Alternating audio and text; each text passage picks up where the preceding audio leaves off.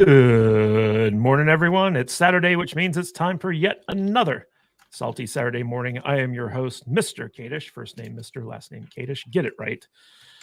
We got a lot to talk about today. We're going to be talking about the Star Wars Acolyte trailer that just dropped that everyone hates, except for me, apparently. We're going to be talking about George Lucas backing the Dark Side of the Force, Bob Iger, in the Disney boardroom drama. We're also going to be talking about the Ghostbusters Astroturf movement. I don't know if you guys know about this stuff. But the big thing is going to be Elon versus Limmon. That's going to be the highlight of our stream today. But before we get to any of that, we're going to introduce our fantastic panel of nerds, starting with Matt Vader 74. How you doing, buddy? I'm here. Yay. Woo! Yeah, let's talk about this stuff. I think I did some of my homework, so I'm at least partially prepared this week. So I'm testing a new name out. What do you think? I think it's very hard to spell. Yeah, that's good. We'll see how that goes. Everyone's going to remember that. It's more like a gamer tag. Yeah, I know. That's fine. Whatever. It's good. Oh, and he's here. He's queer. He's our shield against all things intersectional, representational, and woke. Brian from the Popcast. How you doing, Brian? What's happening, bro? Not bad. Not bad at all. Just hanging in there, trying to get everything done. Work is kicking my ass as usual, but I'm here. I'm queer, and I'm ready to party. Yeah. How's Shane doing? He's still alive. Yeah. It's always good. It's a good update on Shane. Shane, he's kicking. He's still alive. He's still breathing. Oh, good. For now. For now, yeah. Haven't seen him in a while. I hope he's doing okay. Yeah, he's still alive. That's all I can say. He's still alive. That's good. Still alive. All right. And slumming it with us today, joining us is the incomparable Tom Connors Jr. How you doing, Tom? Where the white women at? Where the white woman at? There are no women on this panel, just so you know. This is a sausage fest. I thought Brian was queer. Well, this is true, but that doesn't make him a woman. Well, I mean, if it gets to be a hard night, I mean, yeah. Wow. Yeah, enough. Take one for the boys. Have you guys heard about that weird Planet Fitness thing that's going on right now? Oh yeah, yes, I saw a meme about it. That was Brian. Brian needs to shave his would? Brian needs to quit shaving his legs in the women's locker room, dude. You got to quit that, bro. It's not cool. Look, I identify as a they them, so I can be in any bathroom I want. Okay. And it is especially transphobic of you if you refuse to change in front of you. It's okay. If I made the list, I'm an change in front of me, or you're an a official transphobe. I made the list yesterday. You can check my Twix. I'm on there. Matt Vader 74, right between all the other Matts that are transphobes. I wear it with pride. I wear it between the 83,000 other transphobes on that list. That's right. I'm sure Odin's on there. I'm sure Odin's probably on that list. Well, he's on the list for people who love pineapple on pizza and who have plenty of shelves in the background. How you doing, Odin? I'm doing fine, and I'm assuming we're talking about the list of people who are quote unquote transphobes. Yes, we are. Nice. Seeing as there are only biologically 2, then I guess I would be. Yes. I'm gonna check. I gotta check the list. Indeed. And while Matt Vader's doing that, we want to welcome back to the program Zaxx. How you doing, Zaxx? I'm good. Appreciate being here, guys. I know where the white women went. They went to the Matt Rife show. Who's that? Oh, man. He's a stand-up comic. Yeah. Oh. I went to see him live here recently. It was like 4 ladies for every guy. Wow. Well, he's a young, good-looking guy. He took all our women. He did. Get him. Took all the white women. Took all the white women. Well, speaking of white women and taking them, let's talk about our top donators real quick. For our top contributor, we have William Forbus, who's also our top super chatter. William has been killing it lately. He's been giving us so much money. We really appreciate him and his support and his love for M4TTV4D3R74. So he is your biggest fan. Beady. Exactly. And we also want to thank our top super chatter, Mexican Iron Man. He is our most consistent donator. In fact, he already donated today. Look at this, Mexican Iron Man for $9.99. Missing today's show due to tactical classes. He's out there learning how to survive the apocalypse. But wanted to make sure that my non-YouTuber protection money is with the panel and Mr. Kadish. Thank you, Mexican Iron Man. Really appreciate you. Also want to give a big shout out to Scotty Dub, who is our second biggest contributor with $100 super chat. And all the fantastic membership gifters out there, Jillian N, WG, Sam Schwager, Major Chai Chai, who I believe is in the chat, and Eric Winberg. Thank you all so much for your support and gifting all those fantastic memberships. We have another super chat from Lover of Green for $10. Have you seen Jose Bird's video on Critical Drinker? Jose covers alt-right non-woke creators he doesn't like. The video is a full disaster, but might make for a fun episode of Mahler's EFAP. I'm always fascinated by the people who do videos on creators that they hate and the reason why, especially if I like the creator. I want to see like, oh, what kind of dark secrets do they have? But I got to tell you, man, Critical Drinker, there's nothing wrong with that guy. No, at all. Man, I don't got a problem at all. I have to report that Odin is not on the list. What? Can't say I'm Do not, no OMB or Odin's movie blog are on the list. Bro, you got to up your game. detonating You got- right you- now. dude, What's you need going to, like, on? You need to get your act together. Gosh, I need to be Yeah. on. I need to be involved more, I guess, on I'm social not on media. the list somehow too, and I guess they forgot they tried to cancel me like 2 years ago. Well, you got attacked by a well, I'm not going to say it. Say it. I watched that video last night when he's referencing the Joey. Is it Joey? I think it's Joey. Jose. Jose. Yeah. I watched it. It's really bad. It's tons of straw man arguments and nitpicking over his critiques without adding anything positive of his own. It's a bad video. Bad faith. That doesn't That tracks. surprise me. YouTube's full of those. Oh yeah. Yeah.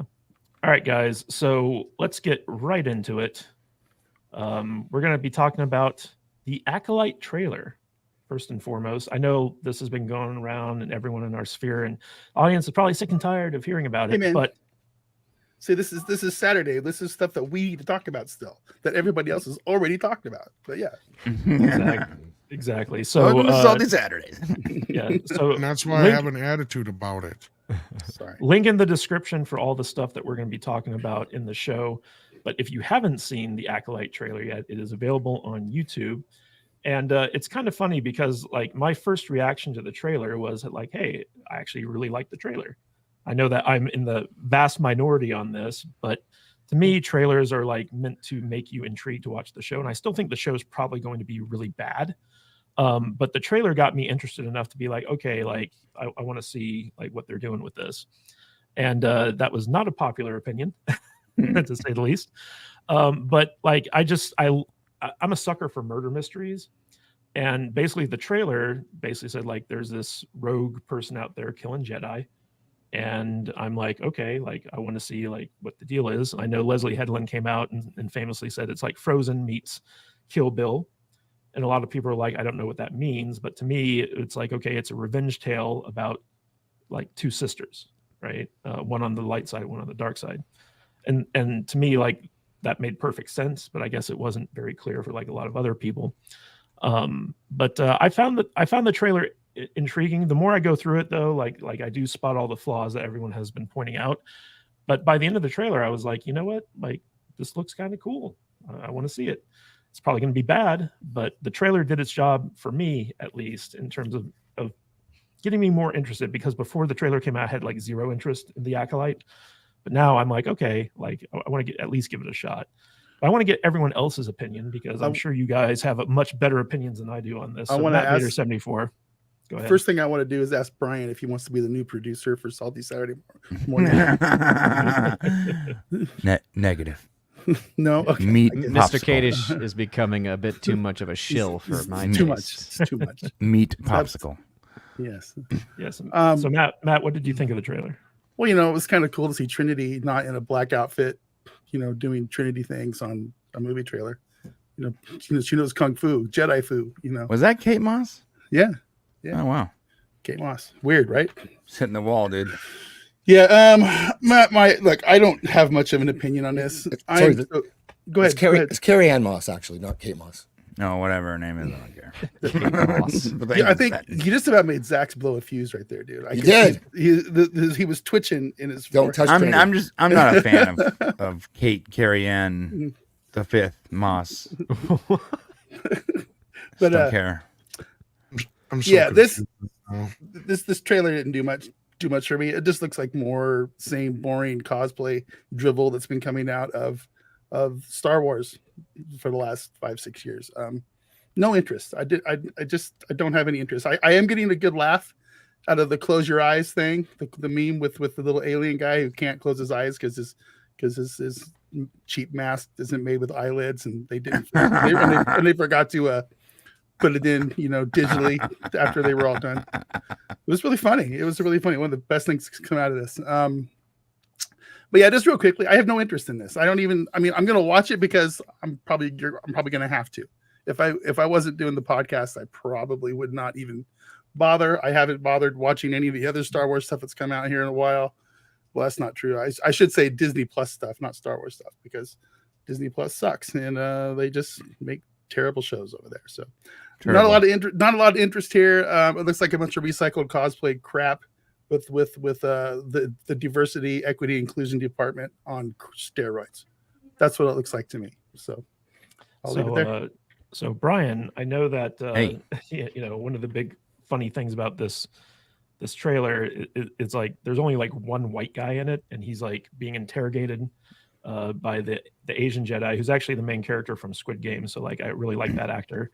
But if you look at like the Jedi training thing, it's like all little girls, a couple aliens, like one Asian kid.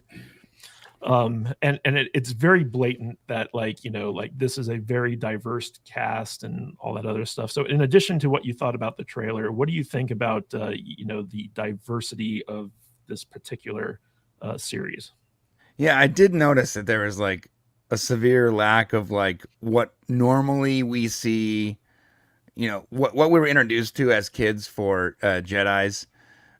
It was just a lot of female Jedis, and I'm like, and the few male presenting Jedis were like aliens, or you're not even sure if they're a Jedi or like they're just. I guess I'm trying to say there's like no white people at all in this trailer.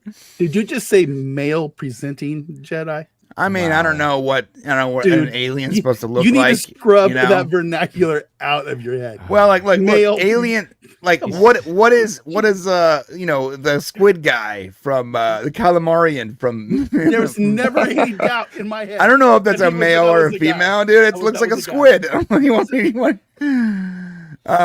So when I say that, I'm talking about like masculine figures. There was a severe lack of any masculinity in this movie. Kind of gets you out of California. It's just got to. I gotta fucking leave. Like I was bitten by a homeless guy. I'm not even sure if he was homeless or if he was a fucking hipster. I'm not even sure. But I think that I'm actually becoming like one of them. And I'm trying to take all my supplements, but it's not working. Terrible. No, but Pay some literally bills. That'll make it go away. a lack of masculinity in the movie. I'm sorry, in the trailer, and just nothing I'm interested in. There's nothing interests me. Now, the trailer I thought was a good trailer for new Star Wars, but once again, I'm so disinterested in new Star Wars, so it's not gonna do anything for me. All right. Well, Zaxx, I wanted to ask you this. So one of the big criticisms about the trailer is that it fails to kind of set up the era in which the story takes place. If you got your ear to the grindstone, right? Like it's clear that this is happening in the High Republic era about 100 years before the events of the Phantom Menace and stuff like that. Yeah. But if you don't follow this stuff, like the trailer doesn't communicate it to you. So most normies are probably wondering, like, is this during the Phantom Menace era, or like whatever the case may be. So there's a lot of confusion out there, and there's also been some objections brought up about how the fact in the Phantom Menace that the Sith haven't been seen for millennia, which is 1,000 years, and this happens 100 years ago. Like, how does that break canon and like all this other stuff? So what was your thoughts on that, and also your take on the trailer? Well, I think I guess for that, one of the issues I have with the show so far from their press stuff and also in the trailer is they're not. It's really about the gray Jedi now, and there's no good or evil, and they talked about that in the press. I think that it was a press conference for this, but then the trailer sort of showed that as well. There's no good or bad. We're supposed to get excited and like maybe like the Sith because everyone's pumped up for that red lightsaber. I don't really get that part. Like, it's only 100 years before, so this is not distant past. And I like the Old Republic stuff. I love those games. It'd be cool to see that, except for I don't trust Disney with that. So this is what we're gonna get. And I'd be lying if I said I was going into this fair-mindedly. I'm not, because I've wasted so much time with Disney Star Wars. This is just like garbage. This is garbage to me. There's a lot of work for them to do to bring me back in, and this isn't enough to do that. Fair enough. I want to throw this to Odin real quick. Odin, there was a lot of rumors that this show was never going to come out because it was such a disaster. But now that we've got the trailer and we're about 2 months out from it being released, a lot of people are saying like, okay, well, I guess it is coming out. But there's been a lot of talk about like how disastrous the production was. There were like a lot of reshoots. It went way over budget, all this stuff. What do you know about that? And what was your take on the trailer? I've been so checked out on a lot of the Star Wars stuff for a long time. So honestly, I don't know exactly what the budget is for it, but knowing Disney Star Wars, it probably is well over budgets. They probably well overspent on this series. Having delays just even adds on to those costs. And it's going to be just like any other series for them. It's going to ultimately fail for them. And this is something that we've now just seen consistently, whether it goes, whether you go back to the Obi-Wan Kenobi series, whether you go to even the later seasons, especially of Mandalorian, you are just looking at a franchise that's trying to find meaning, that's trying to find an audience. And if anything, it just continues to lose audience. And I think that this trailer, it's almost as if this trailer was made by someone from our community trying to do a spoof. Right? Like, oh man, what are the typical themes that the modern day Star Wars is going to hit? Okay, let's have it be opening up. The entire class of younglings is going to be mostly female, diverse. Okay, who are our leads going to be on both sides? Okay, it's going to be women of color. It's going to be those things. Who are our bad guys going to be? Okay, we got to get some white guys in those roles. Maybe we don't even have them even. I mean, like, it honestly feels like it's a parody at this point. And that's basically what it's become. It's become nothing more than parody, and there's just nothing that they can really add to this discussion anymore, I think. Yeah, Tom, I think the biggest sin that a franchise can commit, and the first kind of sign that it's basically dying, is having the audience just be completely apathetic to new content. And I feel like Star Wars has reached that. And with the Acolyte coming out, it'll be interesting to see like how many people whose job it's not to review this stuff actually tune in and watch like the show. What's your prediction on how the Acolyte's going to perform, and what did you think of this trailer? I don't know. I wasn't paying attention to it. No, as far as how it will do, I think this will do worse than Andor. They're going to run interference for it. They already are. I think the Echo Base boys discovered some shenanigans going on with the trailer already. Like what? I guess they're fudging the views and the dislike button as well. Oh, wow. Like they lost like 200,000 dislikes all of a sudden overnight or something like that. I'm looking at it right now, and it's 431,000. Yeah, it was like over 500,000. Then it dipped back down to 300 some. Now it's back up again another 100. So it's like, where did those 200,000 votes go? Aren't most of the dislikes hidden anyways, unless you have like an extension? They are, yeah. But that's the thing is they're still fudging with it. At least that's what it appears anyway. I mean, didn't everybody download the app for the dislike counter? I didn't, but I know a lot of people who do, so I just ask them. I got it. Yeah. I'm so tech-tarded that, yeah.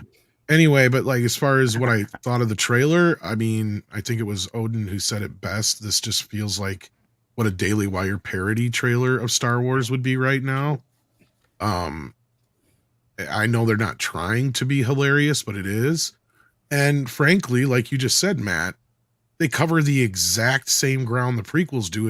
And I agree with you that it kind of breaks canon because we were told like the Jedi act like, oh, the Sith, they're gone. They're far gone, way gone. We haven't dealt with them forever, right? As far as they know, like even Yoda shouldn't even have seen one yet because he's only 900 years old. So, you know what I mean? Like, and I don't know exactly what year this takes place, but 100 years ain't far enough, you know? So as far as the rest of it goes, yeah, it just felt like a fancy fan film really at the end of the day. And I don't see anybody having any sort of interest in this. And if they didn't get The Rock to play Geo, that's a huge mistake. I mean, yeah, like that's a synergy, right? Yeah, right? Exactly. The Rock playing a rock. I want to know what the over under is at the sports book for women taking lightsaber hits to the chest and living. That's what I want to know. As long as they get hit in the uterus, they're fine. So it's the power of the uterus. Everybody lives a lightsaber to the Force is female, just so you know. It's true. Yeah. But then everybody's always like, well, what about Darth Maul? I'm like, well, Darth Maul is gay, so it's okay. It's an extension. Yeah. All right, guys. So speaking of Star Wars, I want to basically talk to you guys about the big news behind the scenes that's been going on lately, which is George Lucas sides with Bob Iger in the Disney boardroom drama that keeps unfolding. Like, you know, we heard recently, for those of you guys who don't know, there's like this big kind of like civil war going on in the Disney boardroom to kind of figure out who's going to control the Disney board and who's going to be the new CEO. And basically Bob Iger has his faction, which included Michael Eisner and a bunch of other people who are kind of like purists about the Disney board. And then there's Nelson Peltz, who is an activist investor. And what that means is basically he's a guy who kind of comes in and fixes troubled companies. He's an activist for the shareholders. It doesn't mean he's coming in to make it woke or anything like that. He's coming in to basically help shareholders improve their investment in companies, essentially.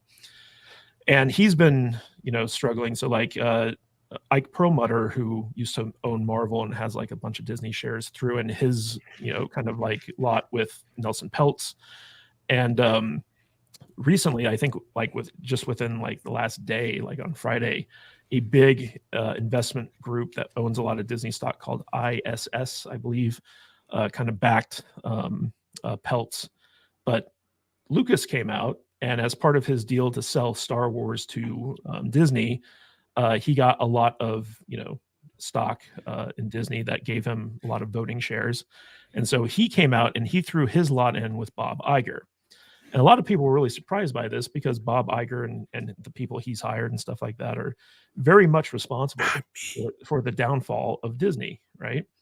So a lot of people were like, oh, I can't believe George Lucas would do this, because he famously was very upset with Iger that he didn't use George Lucas's outlines for the prequel trilogy and stuff like that. But I've been a long time critic of George Lucas. I don't have the rose-colored glasses on that a lot of people have, where it's like, oh, he created Star Wars. Yes, he did create Star Wars, but the real talent behind Star Wars that made Star Wars one of the biggest IPs in the world was actually Gary Kurtz, and to some extent Marsha Lucas and stuff like that. The people who George had surrounded himself with, who actually cared about the property and knew how to do storytelling. George Lucas is a terrible storyteller. Like, well, not just that, man, because I agree with you. And I just, not to interject real quick, I just want to say, this is something I've taken a lot of heat for. I wonder if you agree with me. I don't think he's ever been that big of a Star Wars fan. I feel like he thinks it was something he was saddled with because it was the only real successful thing he ever had, because everything else he did besides Indiana Jones failed. But yeah. We'll get into that. So Star Wars is the only thing that George Lucas ever created solo, right? But at the time, he was getting a lot of input from like Steven Spielberg. What's his name? The guy who directed Godfather. I'm blanking on it now. Francis Ford Coppola. He had De Palma around him, Milius, the whole USC mafia. Yeah. So like he had like very talented creators giving him input during the time in which he was creating Star Wars, because a lot of people don't know this. George Lucas is actually a very big fan of experimental filmmaking, which are basically films that don't make any freaking sense. Like if you go back and watch THX 1138, that's more of the type of movie that George Lucas liked to make and called them experimental tone poems and shit. Yeah. Yeah. So like, but George Lucas has proven time and time again, he's not a good writer. He's not a good storyteller. When left to it, like when you remove people from his sphere that tell him his ideas suck, you get stuff like the prequels and things of that nature. So a lot of people, I think, have a mistaken idea of like how talented and smart George Lucas is, and also how much he actually cares about Star Wars. Because you got to remember, this is a guy who, after the prequels didn't get like the acclaim that he was expecting, he kind of checked out. He's the one who put Kathleen Kennedy in charge of Star Wars. He's been loyal to her because she's an old friend along with her husband, Gary Marshall. And also Bob Iger is a good friend of his. Like he's been palling around with like these Hollywood elites for like, his entire career. So it wasn't a surprise to anyone who actually knows what George Lucas is actually about that he sided with the quote unquote white slavers that he sold Star Wars to. And like the idea that it's like, oh, like he didn't write his press release. It's like, well, yeah, like he can barely write a script, let alone a press release. So like, but It's Frank Marshall. Get it right. Yeah, he signed off on it, right? Like you called me Gary. He put his stamp on it. Okay, so the idea here is that George Lucas, he doesn't care about Star Wars. He hasn't cared about Star Wars since probably the Phantom Menace came out. So the idea here that George Lucas is siding with the bad guys when it comes to the health of the Star Wars franchise is not a surprise to most people who pay attention. But it seems like the reaction to this, especially for people who follow the behind the scenes Hollywood drama, is kind of like interesting. So I want to throw this to you, Tom, since you guys at Midnight's Edge love to cover this stuff, and then we'll go to Odin to get his take on it.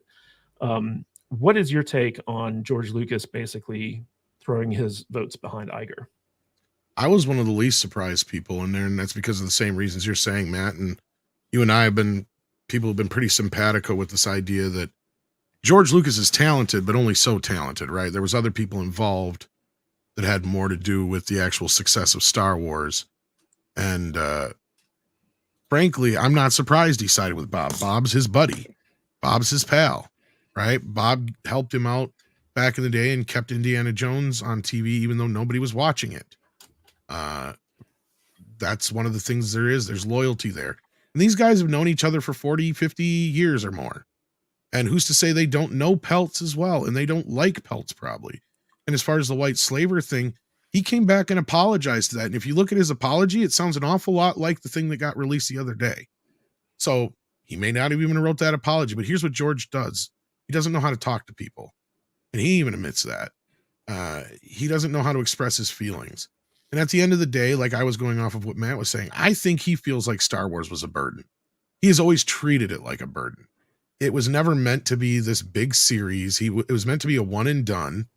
And that's why it starts in the middle of the story and we just see the ending of the story, right? He never meant for it to be 2 more movies after that. That was, even if he says it now, it's revisionist history. There's plenty of interviews way back when where he even talks about, how initially it was this one idea, it became something else completely. And not only that, he got saddled with it because everything else he tried doing just didn't work, right? Like you said, Indiana Jones, he had Steven there to help him. But after that, Howard the Duck is mocked endlessly to this day. Willow underperformed. Labyrinth took forever to get a cult audience.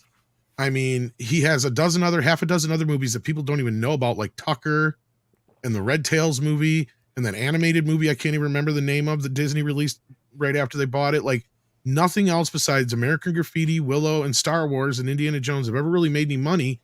And outside of Indiana Jones and Star Wars, he's never nurtured any of them, right? And as far as Star Wars goes, he practically abandoned it at one point. Because he was talking about selling it to Disney way back in the 90s. Because when everybody's like, well, I thought you were going to make 9 movies altogether. And he's like, no, I changed my mind. I'm done. And he's like, I want to do other things. All right, we'll have a especially, yeah, I'm going to have a Diet Coke and spaghetti at the mall. And it's like, okay, so then he decides after he sees T2 in Jurassic Park, like, oh, I want to do that. And maybe this can sell my computers. And that's exactly what he did. I mean, if you watch the beginning, he flat out says that Jar Jar is the key to all this, not because of the story, but because he's selling Industrial Light and Magic's animation. That's what he's doing. And he never really had any emotional investment in Star Wars like we do. And I've said it a dozen times this week, and I know it pisses people off, but we are bigger fans of Star Wars than George Lucas ever was. To him, it was just this thing he got stuck doing. He wanted to do more movies like THX 1138 and Tucker and stuff like that. He didn't want to make more Star Wars shit.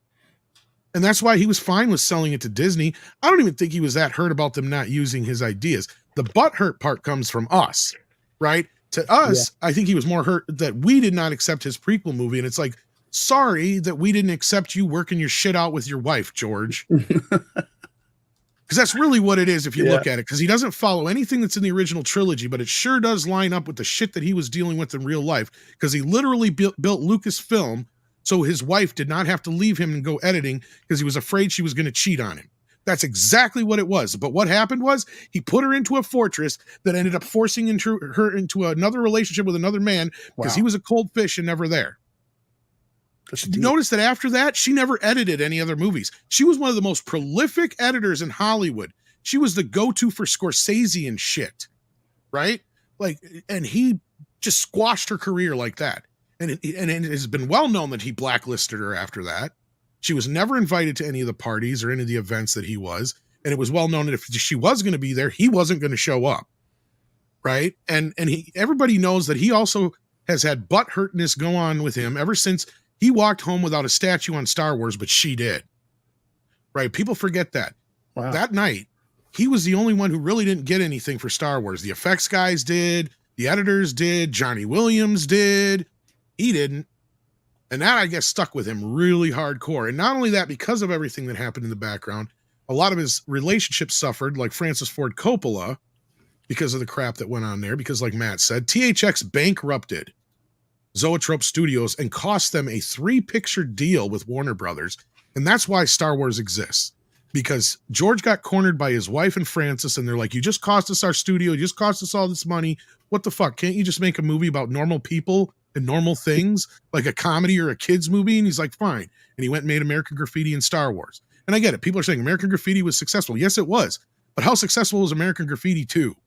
That's my point, is he has never had anything else that's gone anywhere, and he felt like this was his cage, right? So right now, where he's sitting pretty, because when he sold this to Disney, those stock, even though it's worth less now that Bob's in office than it was when Chapek was there, George is still his stock is worth like 3 times what it was when he got it given to him. So he's still sitting pretty. Right now, he's just making the decision to stick with the devil he knows instead of the devil he doesn't and or hates, right? Because we got to remember, these people all know each other. They're all saying the same thing. They don't want somebody who's an outsider coming in to their industry. And that's what they see Peltz as, basically. They don't see him as a creative like they are. And for George to say anything about amateurs making movies, that's the last thing I want to say. That's the only part of that statement that doesn't sound like George Lucas. The rest of it sounds like George Lucas, the businessman. And as Matt knows, anybody who knows George Lucas, the businessman, he is cutthroat when it comes to that shit. Yeah. And also, George Lucas has so much money that he doesn't care about money, right? Like him throwing his weight behind Iger is more about personal loyalty, because he does care about his friends, and he supports his friends, and he supports the people that he cares about. And he's got so much money that he's like, I don't care if Disney makes money. I don't care if Star Wars makes money. I'm just going to, back my friends. So I want to throw this to Odin. Odin, one of the big things that people were really surprised about is like, George is supporting Iger, who's responsible for making Star Wars go woke, and Kathleen Kennedy and all that stuff. But a lot of people need to realize George Lucas has been a progressive for a very long time. Like he's married to a Black woman, I believe. He's got all types of very left-leaning political beliefs. That's another thing. His wife is actually on one of the boards of one of these companies too that supports Disney. Keep that in mind. One of the big banks, I believe. But also, like, famously, he does these revisionist things where he's like, oh, the original Star Wars was a metaphor for our involvement in Vietnam or some crap like that. And it's always because like he's jumping on like whatever the hot progressive talking point is. So like it's no surprise that he fully supports Bob Iger's political goals with Disney and stuff like that. So, but Odin, what do you take about George Lucas basically throwing his lot in with Iger? Yeah, I can't say I'm that surprised either. I mean, he got $4 billion in cash and stocks from the deal to sell Star Wars. And so yeah, whenever he made that whole like slave trade slave traders comment, even then, like even back then, I thought, what are you talking about? You got paid $4 billion. Like, spare me that nonsense. It sounded like the whinings of one of the typical Hollywood elites that we're always talking about, right? And so it doesn't surprise me from that instance, and it makes a lot more sense now that y'all have been talking about like his friendships and his focus more so on those relationships versus on the actual content that he's creating. And yeah, I think I agree too. I think so many people oftentimes when we talk about George Lucas have those rose-tinted glasses on because yes, he did create something that is beautiful, right? He did create Star Wars, but what to me is the most interesting is that I think that there are far better Star Wars stories in the EU than in the actual dedicated Star Wars universe. Like I look to the Thrawn trilogy, I look to stories like Outbound Flight, even the X-Wing series, and I find myself enjoying those so much more than I do even the original trilogy. I still think the original trilogy is great, but also I think that we have to kind of keep those things tempered because some people also, because of that rose-tintedness when it comes to him, also gloss over the glaring issues in the prequels. Like it still drives me crazy that there are people that will try to argue that those are good movies objectively, right? You can enjoy the films, absolutely. Sure. I'm not going to take that away, but to try to say that they're objectively good is so disingenuous. Yeah. And there, you can just go on almost every single line, every single aspect of it and say, okay, there's story issues, there's editing issues, there's CG issues, there's so many things. The writing dialogue alone is just, the fans have just as bad a revisionist history as George does when it comes to the prequels. Yeah, absolutely. I hate sand. Really, I don't like sand. It's coarse and rough and irritating, and it gets everywhere. I mean, it's so fun to quote. The only thing that's really saved the prequels has been the memes and meme culture, right? And even then, it's still, you have to look at it as a whole and say, these aren't that good. So I'm not surprised by it at all. And anyone who also, I remember people saying, oh, George Lucas, he's going to buy back Star Wars. It's going to be great. It's like, no, it's not, because the best that we might do is the prequels again, maybe, but that's the best. Then no, thank you. I don't want any more. How old is George now? Oh, man. He's in his 70s, I'm sure. I mean, I think he wants to like settle down, right? Calm down, just go retire, read a book, hang out on his back porch. Yeah. Write a short story about Bob and Nancy midichlorian. Yeah, he's got so much money. He's practically been retired since like the prequels. Like it's ridiculous. But I want to throw this to Zaxx. Zaxx, I know you had some thoughts about the Acolyte trailer that you wanted to expound upon, but I also want to get your take on this Disney board fight. What's that? Okay, I think he said he froze up. Yeah, you're not frozen. We still see you. Okay, good. Okay. Well, first of all, in the trailer, I thought that are you guys watching Shogun at all? Anyone here watching Shogun? Great. Yeah, okay. Love it. The cities they've built there, they look real and lived in. And this trailer, it's back to the old Boba Fett series where everything looks cheap and it's basically sandy and sand colored and it looks fake. People in that world seem out of place. So like that bothers me right away. That tells me they don't really care that much about this production. Right. And for George Lucas, what I would say is that, like, is it possible, and people are going to hate me saying this, that he has a fragile ego and he's petty, and somewhere inside of him, I don't think he'd say this, but he wants Star Wars to fail now because it's not his anymore. And it's like I've coached a lot of sports throughout my life, and it's like NFL. When Tom Brady goes to Tampa, Belichick was kind of pissed he won the Super Bowl, for sure, on some level, because it wasn't me. It was mostly him, it looks like. And so I don't think George would like that. I think if Nelson Peltz comes in to put together a better team to make great Star Wars and we're all happy again, it will make George sad. Oh, wow. All right. Well, Brian. George shouldn't have sold his stake in the company then. So, Brian, I know that you're kind of checked out on all things Star Wars, but the behind the scenes stuff, it has more than just Star Wars at stake. Like it's Pixar, it's Marvel, it's all these like classic Disney things that we grew up watching and that we wanted to share with our kids, but we can't because everything's going woke with Disney now. So what's your take on why George Lucas is deciding to basically support the people who are basically running the company into the ground? Because he doesn't really. I think I agree with Tom. I don't think he cares about Star Wars and Zaxx. They don't care. He doesn't care about Star Wars. If he cared about Star Wars, he wouldn't have been so against like the extended universe, considering the popularity of those books when there was no movies.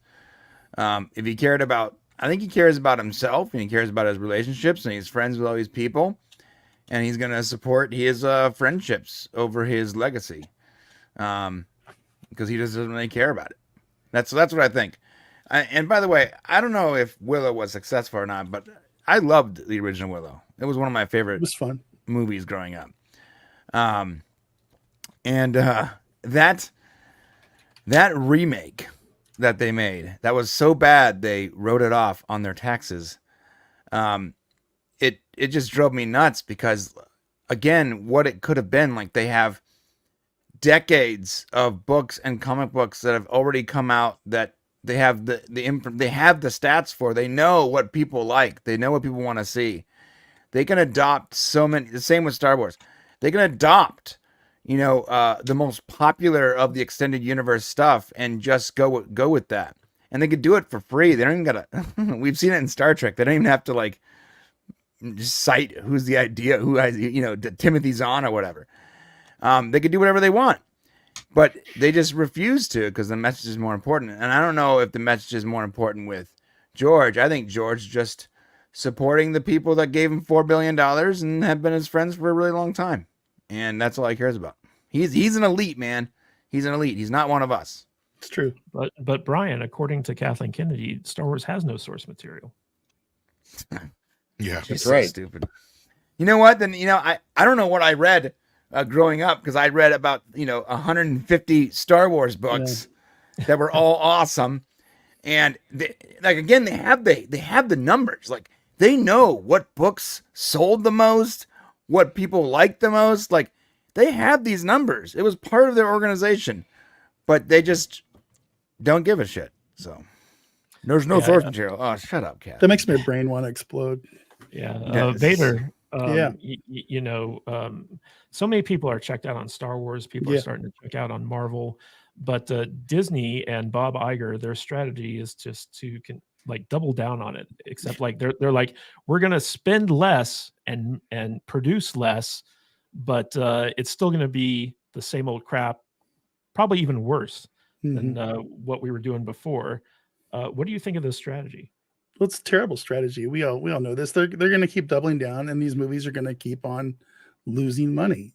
I mean, I don't know people who ever get excited about Disney movies anymore. They're more interested in going and watching kid movies from those other studios. The Despicable Me guys, that kind of stuff. Like those, I think those movies do better than any Disney movie that comes out these days. Disney's in a bad spot, man. It's in a bad spot. It's Marvel, Star Wars, they've all been taken over by activists, and it sucks, and I hate it. I wish I had more to comment on about George, but I can't follow up all you guys. You guys all, I had a few things written down, but you guys all already said it. So, but in the end, it all goes back to George, right? George sold Star Wars to a bunch of fucking activist filmmakers who are interested in nothing but spreading this message of wokeism and whatever. It sucks, and I'm just over it. And I think I feel the same way as a ton of other people do that were lifelong fans like me, like Zaxx and you guys. You're all lifelong fans. I mean, I've been a fan since I was 7 years old when Star Wars came out. And I watched Darth Vader go onto that ship for the very first time at a drive-in movie theater, and it changed my world. And it's very, it's upsetting. It's upsetting. I hate where it's at, and I hate that I feel apathetic towards such a huge thing that I had when I was a kid. And well, Matt, and it sucks, but whatever. You're going through exactly what I did a few years back, and that's what's gotten me through the last few years. If I hadn't divorced myself, like literally divorced myself from Star Wars, I even did a video where I compared it to like you get to, first, the original film is basically this high school romance, right? Right. The prequels is you get back together with that individual, you think things are going to be great, and then things didn't turn out quite the way you thought they would. You split up amicably. Then all of a sudden, here you are 20 years later. You're both getting older. You both are ready to settle down, and you think this is it. In fact, just by looking at her, she looks just as good as she always did. You know, that's like we saw Han Solo and all that kind of crap. You know, we were getting all giddy. And then we started to realize this just wasn't what we thought it was to begin with, even. So you're saying I just had to divorce myself after The Last Jedi. I literally had to divorce myself because I couldn't get that emotionally invested anymore. Yeah. I've been divorcing myself from Star Wars since Phantom Menace. I'm one of those toxic prequel haters. I'm not gonna lie, I am. I talked a lot of shit about those movies. Those movies are bad. They're bad movies. They're you talked about it earlier, Tom. They're poorly written, they're poorly structured, the characters are terrible. You know, what the hell was George even thinking about that stuff back then? I mean, I never really put it together with you said he was working stuff out with his wife during all this kind of stuff, but that just makes it even weirder. So yeah, man. I mean, it's the only thing that makes sense. If you think about Star Wars, you know, I mean, I totally admit that I have a childhood thing about Star Wars, the first 3 movies. But if you really think back hard on it, what is there, 9 movies that have come out? 2 of them are good. If you know, the first 2, Star Wars and Empire, they're good. Then I like Return of the Jedi. Yeah, I didn't say it was as bad as the rest of them. But, you know, it's number 3, but the rest of them aren't that great, man. It sucks. I sort of liked Force Awakens too, because it was basically just a recap of A New Hope. Yeah.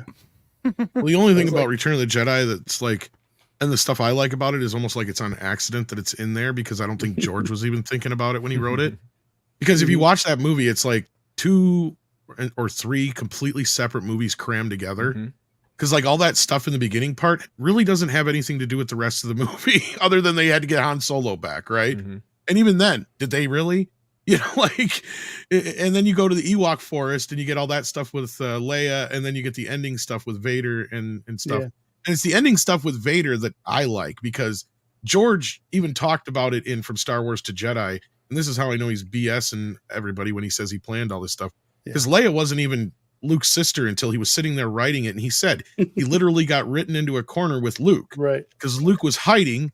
And he couldn't get Luke to come out to fight Vader, and couldn't come up with a reason for Vader to taunt him out of hiding. He's like, well, what I'll do is I'll just make her the sister, and he'll threaten to make the sister turn to the dark side. And that got him out of the corner. Right. But that whole time, I don't think George was thinking about how big that fight was. Because if you rewind it and you think about it, Vader's actually fighting for Luke's soul that entire time. Because all he had to do was just let Luke strike down the Emperor in the first place. And they both would have gotten exactly what they wanted, only Luke would have lost, because he would have killed the Emperor. And that's why Vader stops him, because at the end of Empire, what does Vader say to him? Come with me, join me, we'll kill the Emperor, and together we'll rule as father and son. He wants him to kill the Emperor, right? So why does he stop him in the first place? To me, it's him fighting for his son's soul at that point, even if he doesn't realize it at first, and all because that he's even going against his own interest. And all of it gets lost with the sequel trilogy, when he's willing to kill Kylo Ren, his nephew. Yep. And nephew I can kill, not my father, but a nephew, yes. Exactly. I just want to say this before we move on, and this is to everyone who's like, you know, loves Star Wars, hates what they've done with it and stuff like that. You know, George Lucas picked Kathleen Kennedy. He did. And throughout all the years of her bad decision making, he's been in her corner. He's been, you know, supporting her, like all this stuff. Like, I know a lot of people don't want to believe this, but yeah, like she's been friends with him for a very long time. He handpicked her to take over this creation. And no matter how terrible of a decision she makes in terms of like what content to make, how to, you know, cast a Star Wars film or whatever the case may be, he's always supporting her. Okay. And Star Wars, you know, there are people like you just heard in this impassioned take on Star Wars, how fans can look at what worked in the movie and what resonated with them. It was the emotional thing. It was, you know, Tom just said, like, you know, a father fighting for the soul of his son, even if he doesn't know that he's doing it. Like, this is all stuff that made the original trilogy a classic, right? Like it was a family saga. It was filled with like emotion and tragedy and triumph and all this stuff. And then you had the magic of the Force.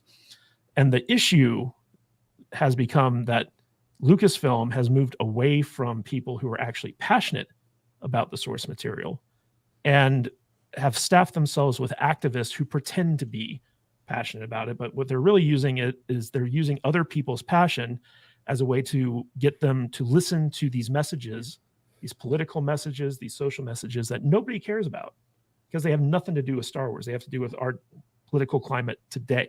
Mm-hmm. And that inherently devalues the impact of these stories. Like we talked a little bit about the Acolyte trailer previously in the last segment. And Leslie Headland, the former personal assistant to Harvey Weinstein, who produced and wrote a great deal of the Acolyte, has come out and said how Star Wars changed her life, how big of a fan of Star Wars she is, but she's not a fan of the movies. She's made that clear. She's a fan of Star Wars as an idea, right?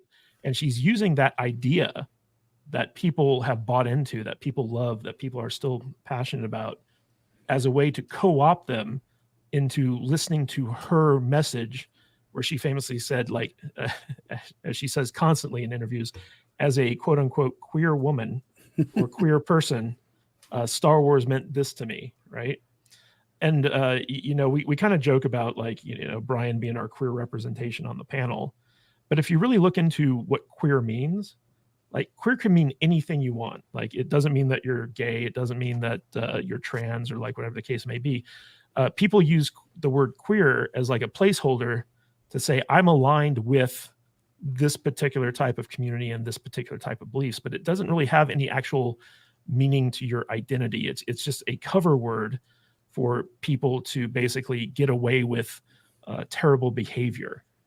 Be under that shield of being identified with a minority that is protected by and large by every major institution in the world these days. Because it means strange. Like Yes. They've co-opted the word. We know what it means. It just means strange. It's called a dictionary, people. Yes, exactly. And that's the Remember that's Smear the Queer? So not to get too preachy, because I know people tune into this show to learn about entertainment and stuff like that. But what I just want to hammer home here is that George Lucas has signed off on every bad decision that has been made with Star Wars. He's okay with it. Like Tom said, he probably doesn't even care, but he's not Probably doing not, anything yeah. to stop it. If you look at how George is revered within Lucasfilm, especially by Dave Filoni, who by all accounts is now going to be in charge of the creative vision going forward. Like, Dave Filoni will never do anything that he thinks George Lucas wouldn't approve of. Right. But look at what he's been approving of. He's been approving of, like, the excess diversity and inclusion. He's been approving of the bad stories. He's been approving of crapping on the legacy. Like, all this stuff he has approved. And if you look at Dave Filoni's actual, like, live action stuff, like, he directs like George directs. Dave Filoni wants to be an exact clone of George Lucas. Mhm. Okay. And that's the most disturbing thing going forward, because it's not just Kathleen Kennedy's bad decision making. It's going to be Dave Filoni trying to channel George Lucas's bad decision making and doubling down on all this Star Wars stuff. So that's the only thing I wanted to kind of like rant on here. And to be Good fair, rant. we could see early signs of his bad decision making, not just with the prequels, but even before that too. If you think about what he did with Star Wars, with the the re-edits, right, with the special editions, it's like, he's already been known not to make a lot of good decisions. He has no reverence for the Exactly. originals. So can we just like give up on it now? Yes, I think you can. Yeah. Yeah, can I we think just so. like You have can we to. just like collectively be like, all right, we're done with Star Wars? Right, Yeah, 'cause Brian, I care I'm- so little about it. Brian, I'm like Luke talking to Vader. It's like, I sense there's still good in you, no matter how far astray you've been. I sense that there's good, and I can bring that out of you if I just There's not. work hard enough. There's No. no good there. Maybe. It's gone. Here, it's gone. It's on. It's over. Let's focus on another franchise that hasn't completely been mismanaged and destroyed But they since all have. 2002. They have This all is not been even a destroyed. recent development. Dude, the prequels sucked. Yep. Like true. it's been mismanaged, and pushed into the ground, and it's exploded since 2002. How long has this been? 23 years. All right, we're done. I'm done. I don't want any more lightsabers. I don't want any more damn Darth Vader cups. I'm done. Stop buying me Star Wars crap. I'm over it. I'm switching to Road Warrior movies, and me and Tom are going to start a Road Warrior podcast together. Yeah, let's go. Let's go. It's going to be called Tom and Vader Argue About Furiosa nonstop. I feel sorry for Matt Vader. His last name, his pen name is Vader. Poor son of a bitch. I've been listen. People don't know, but behind the scenes, I've been racking my brain. It's like I gotta drop this Vader shit. I can't stand it. True. I can't do it anymore. And it's like Matt's all like, they're just gonna call you Vader anyway. Just keep it. I'm like, fuck. When you guys talk about Star Wars and what it means to you is it's similar to me. So when I'm thinking about this and what's happened in Star Wars is that there's a clip I have there. If you wouldn't mind, I'm sharing it. It's just a still image from the trailer. If you look at this is their bazaar or whatever it's supposed to be, a marketplace. And this looks like maybe a low-level college production, I would say. This is not made with love. This looks like Portland, Oregon, dude. No, that looks like Portland, Oregon. That looks like cosplayers at Disneyland. Yes. No, it's straight up. That looks like, that's legitimately looks like parts of Portland, Oregon, like at the fair grounds. There's nothing special about it. There's no love here at all. And this thing is like, this could be at Galaxy's Edge for all we know. Yeah, that's what it said. It looks like cosplayers at Galaxy's Edge. I did like Galaxy's Edge though. If I'm being real. It felt like when I was a kid watching Star Wars, I was like, wouldn't it be awesome to have a Star Wars land? And finally, when I was like 40 years old, Galaxy Quest open, Galaxy's Edge open. I gotta go see it, and I'm like, it's pretty cool. I think you can look at Star Wars too as a relationship, and I look at it that way because I loved Star Wars, and I thought they loved me back. Growing up, it was everything to me. All Star Wars, I read all the EU books. That was my thing. And what they've done now, it's like with The Last Jedi, it's like you're married, things are going great. Turns out your wife is banging your best friend the whole time, and that's The Last Jedi. And so you're like, oh, this sucks, but you stay together for the kids, and we used to love each other, so let's keep this thing going. And then over time, it's been a slow burn of maybe frog in the boiling water, or just let us end the relationship very slowly, kind of off screen with all this Disney Plus garbage. And there's nothing that goes into this at all. Listen, and to watch Shills respond to this it's hilarious now. I think if God forbid my wife decided to divorce me or something, it would be easier for me to get over that than over what has happened to fucking Star Wars for the last 10 years.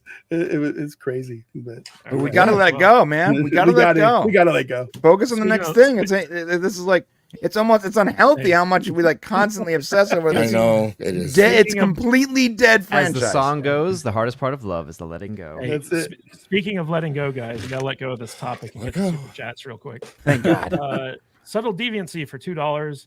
Use this for wider shirts for Zaxx's shoulders. Thanks, Subtle. Little tight in the shoulders. Huh? All right. Culture Casino for $2. Brian is my favorite diversity hire. Hi, Zaxx. We got another $5 super chat from Subtle Deviancy. For Odin taking the time to talk theology one day where he was worried for my morally gray soul. It was an illuminating conversation and worth my time. Well, nice. That's what Odin's on the panel for. Yes. Odin, is that guy a serial killer? You can never know. He's a good If I disappear one day, you'll know why. Another one from Culture Casino for $2. Not sure I like what Matt or M4TT did to his name. Then we got E. Clay Tomlinson for $5. Hail to the best panel on the internet. You should clip Tom's diatribe on George Lucas. That was incredible. That was a good diatribe. It was a good rant. Got a good rant. Long. And we want to give a big shout out to Major Chai Chai for gifting 5 Salty Nerd Podcast memberships. Thank you so much, Major Chai Chai. I know everyone in the chat appreciates those. And for those of you who got a gift of memberships or are members, don't forget to check out our members only playlist on the channel. That's where all the members exclusive content is. So be sure to check that out if you got a gifted sub. Major Chai Chai, you're A-OK in my book. Thank you so much for doing that. Really appreciate it. All right, guys. So we have talked enough about Star Wars. We're going to move on to another thing that people don't give a crap about, which is We're going to talk about Elon versus Lemon. Yes, that's what all we do here. We talk about stuff people don't care about. Okay, or what you talked about in 35 other. Wasn't this like live streams 20 weeks earlier this ago? week. Hey, this is our podcast, not yours, Tom. We can talk about what we want. I know, but didn't we talk about this last week? I swear. No, we No. did not talk about that. You weren't even Oh. on the panel last week, Tom. Yeah, we're even here, Tom. All right, guys. So Maybe I did it in a dream. basically, Don Lemon, as the French call him, what had so he got Don't bring fired the from- French into this. He got fired from CNN, right? Because he was a misogynist jerk who basically just badmouthed women left and right. And he went to, what was it, diversity training or, whatever the training they put people through when they violate HR guidelines. And he came back and he still started poo-pooing on women. And so they eventually fired him. And during his exile, he somehow made a deal with Elon Musk to come on and do a show on X because Tucker Carlson got a show on X, right? And Elon wants X to be like a place where all people can come and talk about whatever beliefs they have.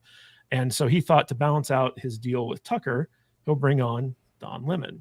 Makes Don sense. Lemon did this insanely cringe interview Oh God. with Elon Musk. It was painful to watch, but if you watch like the clips of it, it's even more painful because Don Lemon is just so out of his element, and he keeps trying to do like gotcha stuff with Elon, where he's like, like you admitted you were a racist or like whatever. Ah, you're a racist. Yeah, exactly. And then it came out that Elon Musk had canceled his deal with Don Lemon.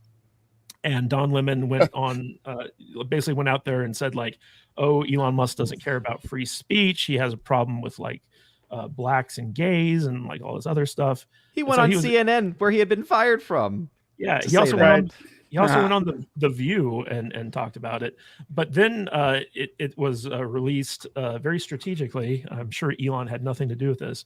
all the demands that Don Lemon was making to be on the X platform, and it is absolutely insane. I want to read you guys some of these demands.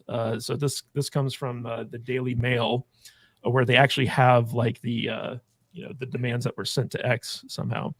But basically, Don Lemon wanted a $5 million advance in addition to an $8 million a year salary, right? He wanted to have Elon put him on a SpaceX flight into space so that he could be the first person to do a podcast in outer Never to space. come back. Yeah. That's hilarious. So he wanted a actual stake in the X platform, like part ownership of the X platform, and he wanted editorial control over what type of news content could be published on the X platform.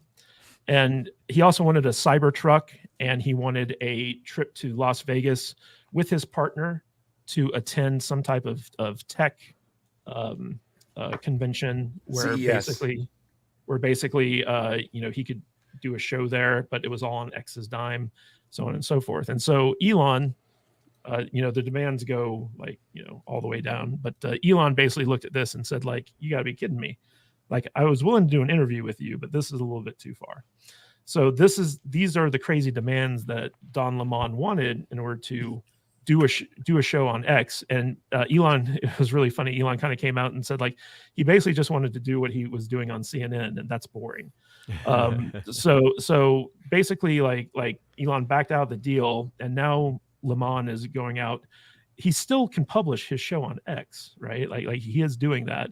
And after the initial interview with Elon Musk, his follow-up show was like maybe a couple 100,000 views on X. And as we all know, a view on X is basically like it starts playing as you scroll through your timeline. That's counted as a view. It's not an actual, like watch the entire episode type view.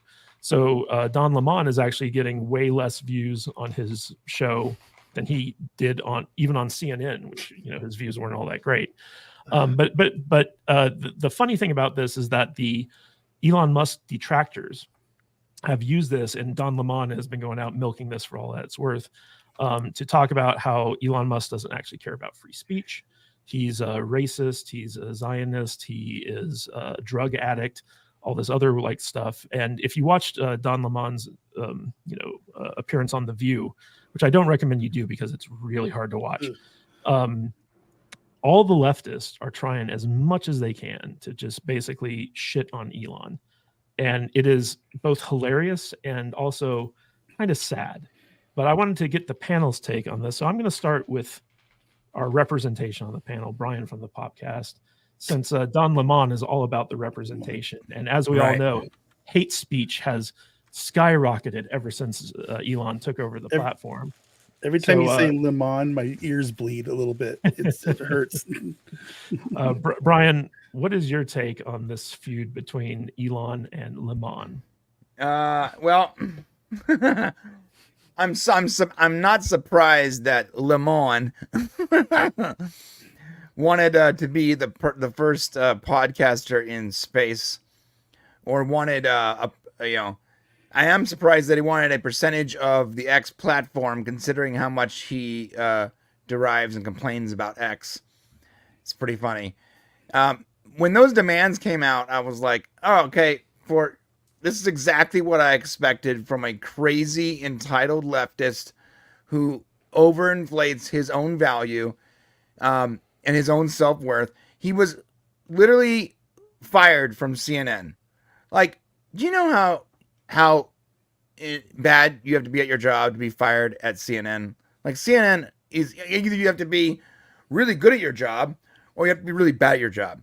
He was so bad that they couldn't keep the gay black guy, the gay black celebrity as an anchor. So now he's peddling. He's trying to get a job at X. And I think this was his entire plan, was to attempt to manufacture a gotcha moment to get back onto a major network. And it's backfiring because most people either don't care or they can see right through his nonsense. It did get him back in the headlines for a little bit, at least. For a little bit, yeah. What he should have done was play it cool, actually be a journalist for a moment, ask real questions, not attempt to manufacture some kind of gotcha crazy response to, get Elon angry or whatever he was trying to do, and then actually work at X, like get a real job. Like, he would ask for way too much, but he could have asked for a couple $1 million. I bet you he would have gotten that gig. It might have been more than he was making at CNN over time, and he would have had more control. But instead, he was like, I want to use this opportunity to attempt to, bomb, Elon Musk and get my 15 minutes of fame back and maybe get a better job at another network, or a standard conservative, traditional, whatever, one of those normal terrestrial networks. What network would hire him besides CNN? MSNBC. That's the only, well, yeah, I guess. There's other liberal networks out there. I mean, they're all isn't Cuomo, right? Isn't Cuomo about to get a job at like Pat's That's Patrick Bet David? Mm-hmm. Yeah, whatever that guy's name is. Like, hey, I can see, like, everyone talks about Fox News being right wing. At the very most, they're like controlled opposition. So I can see them hiring Don Lemon to fill out their be the liberal spot on the 5. That would be something. Yeah. Okay. Why not? I mean, they're not. Fox is not your friend. No. Fox and Friends are not your friend. Fox is almost as bad as all the other networks. The only difference is they pander to what they think their base is. But they'll flip on a dime the second they think that they're going to lose money, or they can make money. They can make more money somewhere else. They're not your friend. With one or two talented people on there, right? There's one or two people. Yeah, there's good people there. Gutfeld, I like, but the network itself does not give a shit about politics, for sure. Gutfeld's another one of those guys that can go on X when he gets fired from Fox someday and they can kill him. So. Yep. Yeah, indeed. So I want to throw this to Odin. Odin, there are a couple, like the Twitter response to this has been phenomenal. So there's this post here where there's a clip of Don Lemon asking Elon Musk why he hates diversity when it comes to medical doctors. And Elon gives a very eloquent response where he uses what we call a metaphor or a hypothetical situation. And you can see Lamon's brain break as he's listening to this. And in this post, it says, the irony of Don Lemon struggling to understand a hypothetical scenario about lowering professional standards because he himself is a product of lower standards is actually hilarious. And I wanted to throw this to you because basically this comes down to Elon Musk took a very principled stance against DEI, diversity, equity, and inclusion, or like the DEI stuff in medical fields, because by giving people non-merit based positions in a field where lives are at stake or lives could be affected by people who aren't at the top of their field is dangerous, right? And Don Lemon can't comprehend this. He just looks at it as being racist. So I wanted to get your take on this. Not only about like the DEI standards and things like medical fields and airplanes and stuff like that, but also his complete inability to understand what Elon's talking about. Oh, I mean, it's kind of it's not surprising at all that he's a media personality that has no actual intelligence, because that's basically, if you honestly think about where most people get their start in on-screen media, there's the very few that actually get started as investigative journalists, where they're actually on the ground doing the work, actually have some level of talent, some level of at least comprehension, some intelligence. Whereas a lot of the on-screen personalities typically get on there because they're pretty or because they are able to read very well. They're able to read off a card. They're able to read what they're being told very well. And so what I love about this entire thing, the most about it, is that he has exposed himself as being essentially incompetent in this space. So we now know, okay, his entire career has been focused on being a CNN anchor, a CNN host, and turns out he's actually not that intelligent. Again, we could have told you that a long time ago, but now it's on display for even anyone that may have been hesitant to agree with that or to believe that before, right? Of saying, okay, go ahead and look at this interview. He does not grasp the understanding of what a metaphor is, right? He can't fundamentally grasp that, and that's basic lower education, right? To be able to understand metaphors and to be able to make conversation. Because he could have come back and said, okay, I understand what you're talking about metaphorically, but how long has it been going on for now? And if it has been going on for a long time, have there been any examples that we can talk about of this actually happening? But instead of having that conversation, he instead just completely doesn't understand what the metaphor is, and then tries to ask the same question over and over again. And the best part is, whenever it cuts back to Elon, he's just looking at him like, are you serious? It's like, did you not get me the first time? And he's like, I'm going to try to say it in smaller words this time to see if you understand. And he still just can never actually grasp it. And so, yeah, I think it's a great way of exposing, one, the ridiculousness of what is DEI, because we absolutely can see this. And Elon is right to say, when you start to apply this to jobs where people's lives are at stake, when it comes to doctors, or in the case of flying planes, right, to also having people's lives at stake, but in a different way, you start to think, okay, if we are indeed lowering the standards, we can look at other jobs and we can make those correlations, saying, okay, let's look at police officers, let's look at military, let's look at firefighters, right, and let's actually see, is there a one-to-one performance given? Is there a growth in capacity? Is there a lessening in capacity, right? Are there more and more issues now versus when it was, not the case? And we could actually have that conversation. But this requires intelligence, or at the very least, basic level intelligence. So I'm loving it. I think it's hilarious that they are continuing to expose themselves in this way. And this is also why you'll never see a lot of these people ever debate anybody, actually like live debate, because they know that without a cue card, without someone in their ear telling them what to say and telling them how to say it, that they actually can't be held to scrutiny whatsoever. Yeah. So, Tom, I want to throw this to you real quick. So we have a post from Glenn Greenwald, who's an independent journalist.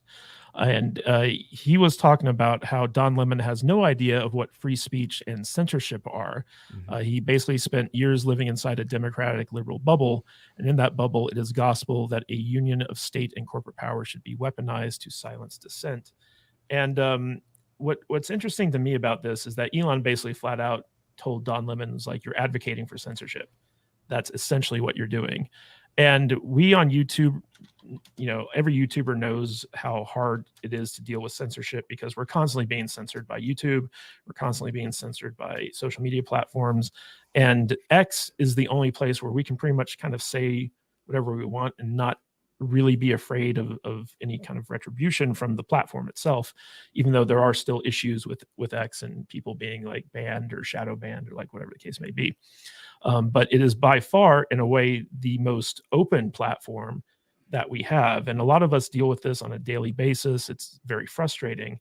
And here is Don Lemon saying to Elon Musk's face, it's like, we need more censorship to basically quash everyone who doesn't fit our narrative. And Elon's just sitting there saying no. So what do you think about like the whole like censorship debate on social media and disinformation and misinformation, all that stuff? Well, I mean, clearly I'm not for it. As you said, we deal with it on a daily basis here. And if anybody gets bonked more for it than anybody, it's probably me, just because I got a potty mouth like a sailor. But I mean, it's pretty sad because, as I pointed out before, and this is probably the only thing I really can say about it, is the thing that surprised me most about coming from doing YouTube, coming from actual radio broadcasting, where I knew all the Kens and cannots, right? The weird thing is there was shit that I could say on YouTube that I can't say on the radio, but there was stuff I could talk about on the radio that I can't talk about on YouTube for some weird reason. Crazy.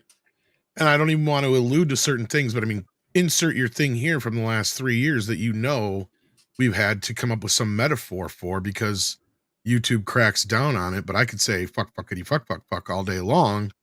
And the worst that happens is you'll get a yellow demonetization thing and they'll do the check or whatever. But I mean, if we're to talk about something that would say get some kind of medical note on your video or something to that effect, if you're talking about a certain political situation going on in the public right now, again, I'm alluding to these things because I don't want to get these guys in trouble for saying the wrong damn thing. And that is the craziest thing I've ever heard in my life. Like on the radio, at least, it kind of went along the lines of the 7 things you'll never hear on television that George Carlin used to say. Mm-hmm. That pretty much stays true to this day. Sure, some of those words have become a little less of a problem, but even still, like medical terminology, I could sit there and say all sorts of medical terms on the radio and not have a problem, right?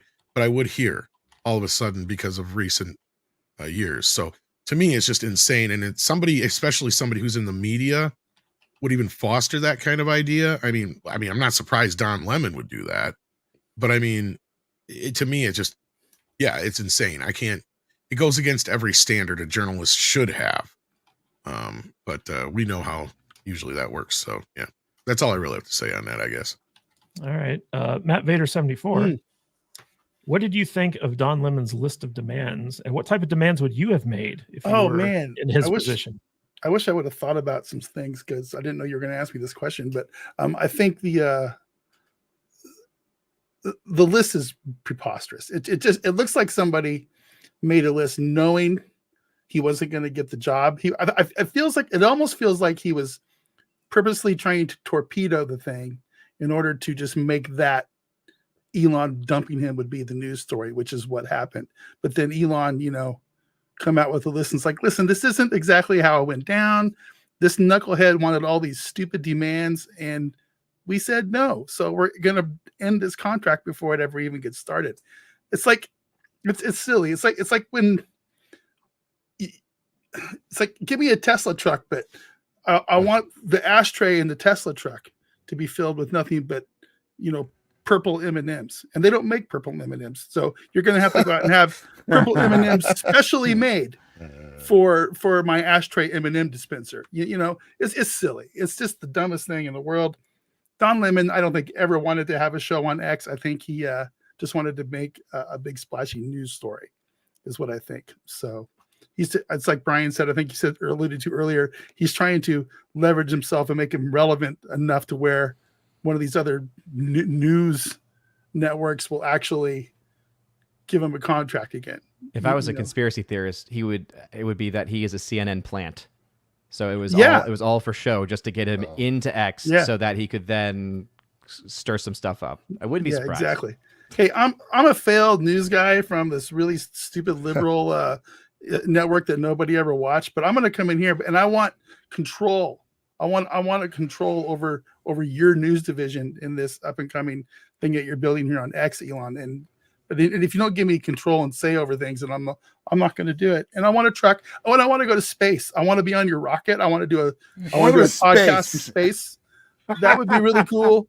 I also want 20% stake in Disney. I think that would be really cool. And even though that would be a losing thing, and I want some. Oh, how about some Bitcoin? That would be cool. Can I have some Bitcoin too? Like $20 million of the Bitcoin. Yeah, just stupid. Just name your next child Lemon. Yeah, Lemon.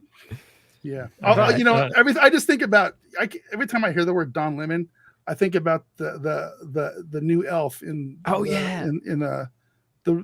that terrible show Rings of Power. Rings of Power. Yeah. And him going up to our favorite tree, Jeff, and blessing him and thanking him for his sacrifice. Long live Jeff. Long live Jeff. Recipes, Jeff. Yeah. So our old school Southeast Saturday people will get that reference. Oh yeah. But I can't take the dude seriously anymore. I mean, I never could. Don't get me wrong, I never could. But he's a clown. He's an absolute clown. And he's a salesman, an egomaniac, and I think it was all just a big act to try to get him a contract at a real news place. Don Lemonless. Lemonless. I just want to say that there is a tempest in Le Mans. I want to wrap this up by getting Zaxx's final thoughts on this thing. So Zaxx, a lot of people have said that Don Lemon, while he was on CNN, basically he just repeated what his producers / David Zaslav had to say, and just was really good at reading a teleprompter. He's just an empty vessel for whatever the producer's message may be. Right. And I think that when you saw his interview with Elon Musk, you could see like just how uninformed and foolish and just flat out stupid he is as a human being. Yep. And so like these thoughts about like how he came in there knowing that he was going to basically tank his own deal, where he wanted to show to the mainstream media that he could get Elon Musk, and therefore like he was worthy of getting like another show on like another network or whatever the case may be.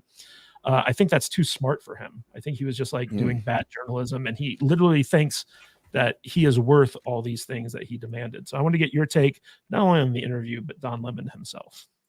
Okay, so I got a quick image to share there because people say that black don't crack, but I think Don Lemon might be melting.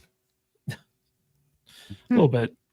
He's looking a little older without all the makeup. A little bit droopy. Yeah, jowls coming in. But, well, first of all, he doesn't make his own decisions. And whenever he has an issue with something or a guest would push back on him, like I remember when Mike Tyson almost killed him because he kept asking him these questions about being in prison. He didn't want to talk about that anymore. That's not what he said before that meeting. I don't want to talk about this. And but he still pushes and pushes and pushes. And then what you see him do, his tactic is if someone pushes back and they're kind of winning, he makes sure, we got to end this right now, or he finds a reason why that person has to be off the show.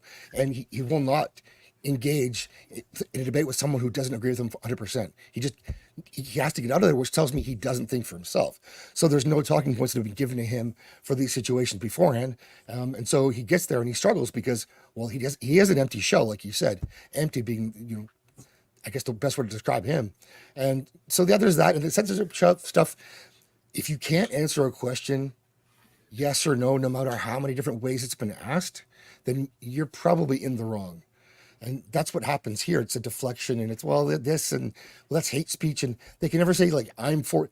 I would be more impressed if he said, yes, I'm for censorship. Fine.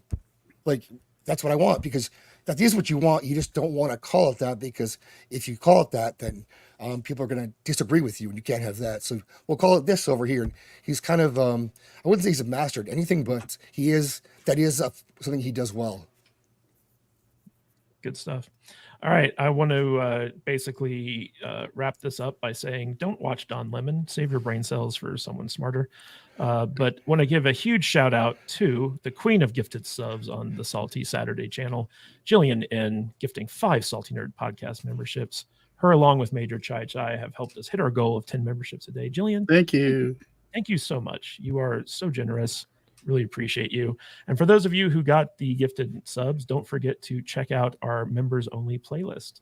So Jillian, you are great. Major Chai Chai, you are also great. Thank you so much for all your support. All right, guys. So we're going to talk about another thing today to kind of wrap up the program. And it is something that I think is flying a little bit under the radar that most people aren't noticing, but I noticed it and I want to talk about it. And that is the Astroturf movement to make Ghostbusters 2016 relevant again in relation to the new Ghostbusters movie that just came out. Now, there are some of us who haven't seen Ghostbusters Frozen Empire on the panel yet.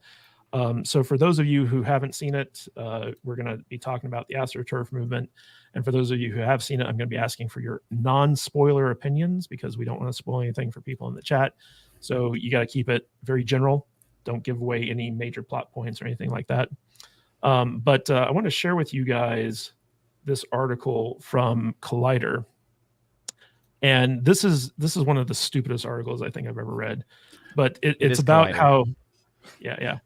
It is Collider, indeed. Thank you, Odin. So Ghostbusters... What?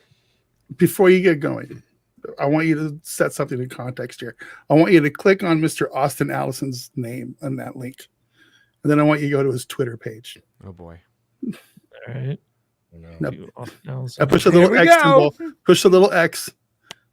Here we go. And there you go. Oh, now you know exactly what to expect from what you're about to read. He's a him dude who talks about those dino nuggets. Yeah, it's I can't with this guy. Yo, I love some dino nuggets though, bro. This is your typical entertainment journalist these days, guys. He eats like a 6-year-old. Yeah, he's literally he's well, a there's 7-year-old. been this huge kind of pronouns. Yeah. There's been this huge chasm with this movie, and yeah, part of it is with the 2016 film. Odin, or Tom, we're going to get to you in a second, but I just want to set this up for everyone watching. So this Collider article, basically he doesn't know what a reboot is because he talks about how Afterlife was a reboot instead of a sequel. But basically his argument is that all the new Ghostbusters movies suck, and the 2016 is a superior film that should be carried forward as opposed to what they're doing with the current strategy. And I've also seen other Twitter accounts, which I'm pretty sure are bots. Whenever people are talking about how good Frozen Empire is, they're always talking about like, oh, it got terrible reviews. Oh, the fans don't like it. Oh, 2016 was so much of a better film, blah, blah, blah. They're like 2016's ratings are so much higher than Frozen Empire's.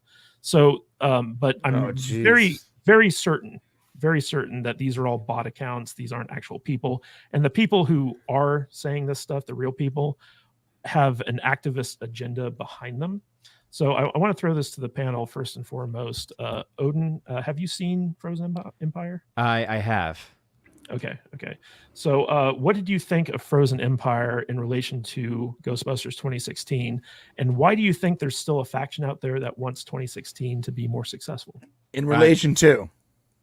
Oh, I mean, like this is something that they've been doing for a long time, ever since the film came out, when they were trying to make 2016's Ghostbusters a thing. I also love how it did so well that they've had to, after the fact, relabel it. And I'm sure that this name has been around since before, but it was never really publicly called Answer the Call, like Ghostbusters Answer the Call. But like on all of the post-theatrical, like that's been the way that they've been differentiating it, is, oh, this is Ghostbusters Answer the Call, because probably they didn't want to be referred to as, oh yeah, that's 2016 Ghostbusters, that's Ghostbusters 2016, because everyone knew, oh, that one, that's the really bad one. So in relationship to it, because I have seen Frozen Empire, and anyone who has followed me knows I am not a fan of it. I did not like it. I did not think it was very good. But in comparison to Ghostbusters 2016, it is Shakespeare. I mean, because there's such a broad chasm between the two in two major factions. For one, as an actual film, the 2016 film is just bad in every single way. The acting isn't very good. The CGI effects are overused and don't look very good in comparison. I mean, obviously, the franchise has never really been known for visual effects necessarily, but it's not something that you walk away from saying, oh man, I'm so glad I got to see that ghost, or I'm so glad I got to see that design. It almost looked like a Scooby-Doo live action level visual effects team. It was like, oh, okay, I guess that's what we're getting here. So you have all these different things that are bad in that way. So objectively, as a film, it's a bad one. But then you think of it as a Ghostbusters film, and even there's a massive chasm, because at least in this one, you do have a tie to the original. You do have this understanding of the world that came before, and even integration, because you have the original Ghostbusters still ghostbusting, right? Scattered throughout the film. I don't think that's really spoiling much, because can tell that from the trailers. But you have that stuff going on. So I think that it's just always so interesting to me that people are still, and honestly, I think this is all still tied to TDS, because 2016, right, is always going to be known as, oh, that's the year that Trump won the presidency. And that's the year that we'll never be able to let go, because that's the year we lost our brains, lost our minds, and have never been sane since. And so I think for a lot of them, they look at that movie and say, oh, that's just a reminder to me that we lost. That was just a reminder to me that Hillary didn't get her moment, and misogyny and blah, blah, blah, blah. So I got to defend this movie. I honestly think that's what it is. I think it's like they're random lined in the sand. Whereas for people like us, it's like, oh yeah, that's the moment where a lot of regular normal people started to realize, this is the sign that Hollywood has now lost the plot completely. I mean, again, we can find things before that too. But I think Ghostbusters 2016 is kind of that moment for a lot of people when they said, oh, this is what modern Hollywood is now. Oh, no, thank you anymore. So again, I think that to say that it's somehow worse than that film is laughable, as both an objective film and also as a Ghostbusters film, right? Because it's infinitely better. But as far as people being critical of it, I do think there's a lot of reasons to be critical of this new movie too, because it's kind of a narrative mess. But those are my thoughts. Oh, I disagree with you on that, Odin, because I knew you would, Mr. Love Shill. I loved Frozen Empire. I thought it was great. But Odin, did you know this? So like after rebranding the 2016 Ghostbusters to Answer the Call, if you look at it now on any streaming service, it's just Ghostbusters. Yeah. 'Cause that's the only way they can get people to kind of confuse it with the original. Exactly. And actually start watching And even it. the I don't know. I posters, got you're a like, box okay. set that doesn't have it in it, so it Oh yeah, that's doesn't right. exist. Well, I've actually seen some Have news that articles bad boy talk right about there. how there are only 4 Ghostbusters movies.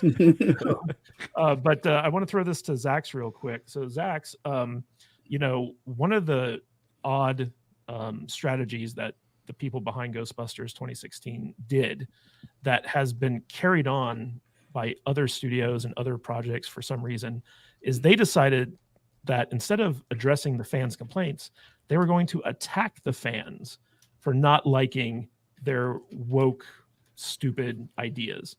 And I wanted to ask you, like what we're seeing now is people are trying to gaslight fans into thinking that other fans like 2016 better than this new Ghostbusters, which Right. I've seen both. Their Frozen Empire is objectively far better than 2016 could ever hope to be.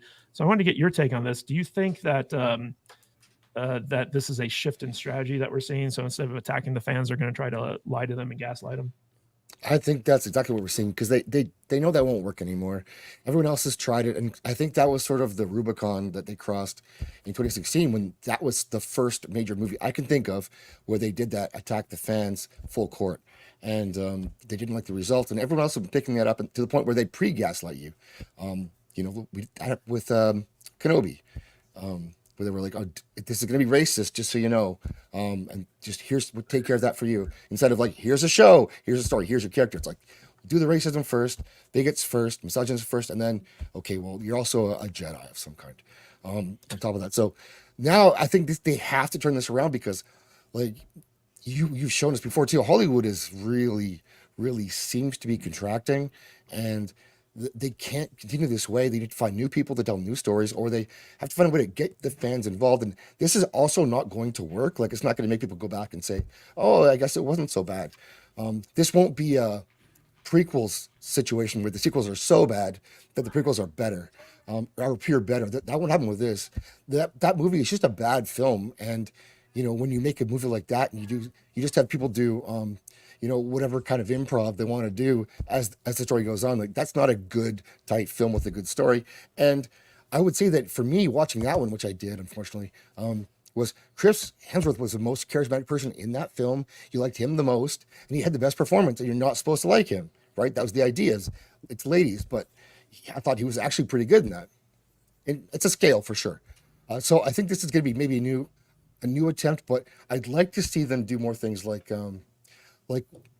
Peter Jackson with the Lord of the Rings trilogies, when he involved fans from the very beginning, showing here's what I want to do, here's some sets we're working on, we're making chainmail, here's how that works, to get us involved in their process a bit, so that we are then on board with the process, and by the time it comes out, we're fully on board with their movies.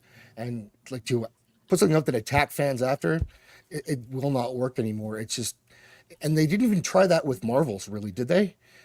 It tanked. They didn't really say, well, you guys are all racist bigots. They just kind of let it go. Yeah. Misogynist, yeah. So I prefer they try actual marketing, something's a quality product. I think that's the key. And I guess if you don't have that, you might try these techniques, but I just don't think they work anymore. Good point. Brian, so you saw Ghostbusters Frozen I Empire. I know that you and me are kind of more aligned, where we really enjoyed it. But the thing that always bothered me about Ghostbusters 2016, that I feel like Afterlife and Frozen Empire just nailed, was that was it Paul Feig and everyone who worked on Ghostbusters 2016 mistook Ghostbusters as a comedy. Ghostbusters is not a comedy movie. They have comedians in there that inject funny elements into it, but at its core, Ghostbusters is a fantasy adventure featuring underdogs, right? Mhm. And so, like, the humor isn't the point of Ghostbusters. The point of Ghostbusters is seeing this ragtag group of underdogs face supernatural threats that are way above their pay grade. Right. And that's where, like, the adventure and the excitement and the fun stuff comes in. And it's seeing these characters kind of quip with each other and their character dynamic that brings the humor forward. Like, if you look at the original Ghostbusters, it's not jokey, but when they're talking to Actually each shot other, like a horror film. Yeah. yeah. When they talk to each other, they're saying funny stuff, Mhm. but that comes from the character interaction. With Ghostbusters 2016, they were like, we're just going to treat this straight up as a slapstick comedy. Like, this is pure comedy. It has nothing to do with ghosts or like whatever the case may be. And so, like, a lot of what I've seen from the bots online that are trying to AstroTurf this thing is they're talking about how, like, Ghostbusters is a comedy, and they keep trying to frame it as a comedy, and that Frozen Empire fails as a comedy and stuff like that. And I'm like, this is a fundamental misunderstanding of what Ghostbusters actually is. Right. So first of all, give us your non-spoiler take on Frozen Empire, and let us know, like, do you think that Ghostbusters is actually a comedy, or is it better as like a horror adjacent fantasy adventure? I like the idea of it being a horror adjacent fantasy adventure. It's not just the underdogs, but it's the underdogs that are smart. Like, they're smart. The little girl's smart. Egon was smart. Like, these people are smart in their own fields, and they utilize their unique intelligence, to save New York, save the world, save whatever, right?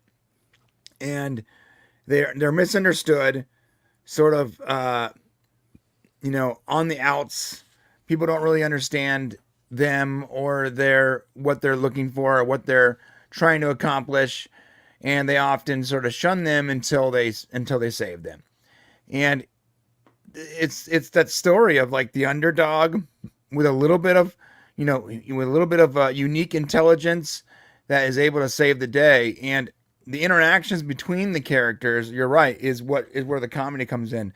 The situational stuff is where the comedy comes in, but it's shot, like horror. It has that horror aspect to it. And the reason I really like this last movie is it is a great sequel to Afterlife. I wish the last act was longer. I loved Afterlife because Afterlife showed how important Egon was to the story. It didn't just show, a dad who left his kids, but he was attempting to save the world, and he was taking all of this on his shoulders in order to do it. And when he had the chance, you know, he was right there in the middle of it. That shot with, you know, Ghost Egon hoping his grandkid was like tear-inducing for a Ghostbusters fan. I mean, really, the guy dedicated his life to try to protect the world from this you know, horrible event that could take place. And a lot of modern movies and TV show always paint the dad as, you know, the deadbeat, the selfish guy who left to go do his own thing, or he didn't feel respected or whatever, and he takes off, and maybe they give him another chance and he comes and redeems himself. No, it started that way. I remember watching the movie, and Afterlife started with me thinking, oh, so they're painting Egon as like this selfish a-hole who left his family, but he was actually like protecting the world. He dedicated himself into protecting the world, and by proxy his family. Such a great Ghostbusters sequel. And by the way, anyone who doesn't understand the difference between a reboot, a continuation, or a sequel shouldn't be a goddamn entertainment journalist. Straight up. Yep. If you don't know what a sequel is, stop writing about entertainment. If you don't know what a reboot is, stop writing about entertainment. So many times I keep saying Quantum Leap reboot. It's not a reboot. Bottom line, it's right there in the first episode. It's a continuation of the original project, not a reboot. Stop calling it that. It's not. Nope. Stop using the wrong words. It's confusing. Either you're stupid or you're purposely gaslighting your audience. Or a bit of both. Or a bit of both. Yep. As far as Frozen Empire, I agree with Odin. There are some things in there that could be better. I don't know if I really like the, I'm forgetting his name. I can't say his name. Quadra Dalamali, the Indian guy. He's not a bad actor, but his style just doesn't fit the Ghostbusters brand. His entire story, no spoilers, but his story felt like it needed a lot more to flush out. It almost like it was an add-on, and there wasn't enough time given to it. I think the third act required more. There's problems with it for sure, but overall, it was a Ghostbusters movie. And when it ended, and this is not really a spoiler for the story, but it ends with like for Ivan. Dude, I almost started crying again. Yeah. Jesus, I'm a grown man. When it ended for Ivan, and with the classic Ghostbusters font, I lost it a little bit, dude. It was so awesome. And, you know, and it said, you know, Ivan Reitman, Jason Reitman, like they have like the same credits as before. This is the definition of a sequel. And you can go and you can watch the first Ghostbusters, the second Ghostbusters, Afterlife, and Frozen Empire, and it is a good time. Like, it's a good time. I can't wait to see what they do next. 2016 was a speed bump in this franchise, and I am completely good with ignoring it and acting like it just didn't happen. It was an SNL sketch. It was a fever dream, and that's it. Because so far, the real creators, the actual creators that create actual Ghostbusters, that lineage that we have with the Reitmans and all that, they have not let me down. I loved Ghostbusters 1. I loved Ghostbusters 2. I loved Afterlife, and I loved Frozen Empire. And all those movies have things that could be better. But overall, man, it is a solid, good time. It entertains, and that's what we want, right? It entertains. Entertain us. That's entertains. Yeah. And they keep adding to the lore, and it's not such a giant lore dump where you're like, wait, what? There's some logic issues sometimes, sure, but they're adding just enough every time where you love these characters. And while I could have used a little more of the original guys, I honestly don't get that criticism. Let me ask this question, Brian. I haven't seen the movie yet. I'm going on Monday. Sure. Did we get our moment that we didn't get in Star Wars? Did we get, like we got in the last movie, but are all the guys there doing their thing? Yeah, all the guys are there. And there is a moment where you're like, they did their Bill cameo. We're not going to see any more of that. And then has the torch been passed respectfully? I guess. 100%. And that's a thing too. Like, they are not like, we're going to make our own thing. No, they're like, we're the Spanglers. We're Ghostbusters. They're honoring the people that set them up for this. And like now you are rooting for Oh God, I can't even remember these characters' names. The girl, whatever her And name that is. says a Phoebe, lot. Gary. And Phoebe, that says Gary. a lot. Trevor. You're rooting for this I can new remember 'em, family no of problem. Ghostbusters. Okay, All right, let's Brian, hold on, guys. Brian, I'm going to have to cut you off here because we Go got to ahead. get to some other panels. But I will say that the thing that teared me up in Ghostbusters Afterlife, where Egon, the only family member that Phoebe has, like shows up and helps her rescue her family. There is a scene in Ghostbusters Frozen Empire that mirrors that, where the Spangler family comes together, and it was very touching. It was Rock and roll. It's like poetry. It rhymes, right? Even that ghost chick. I'm sorry, that was cool. Using her last match. I'm gonna stop. Yeah. stop. All right. So Matt Vader, Yeah.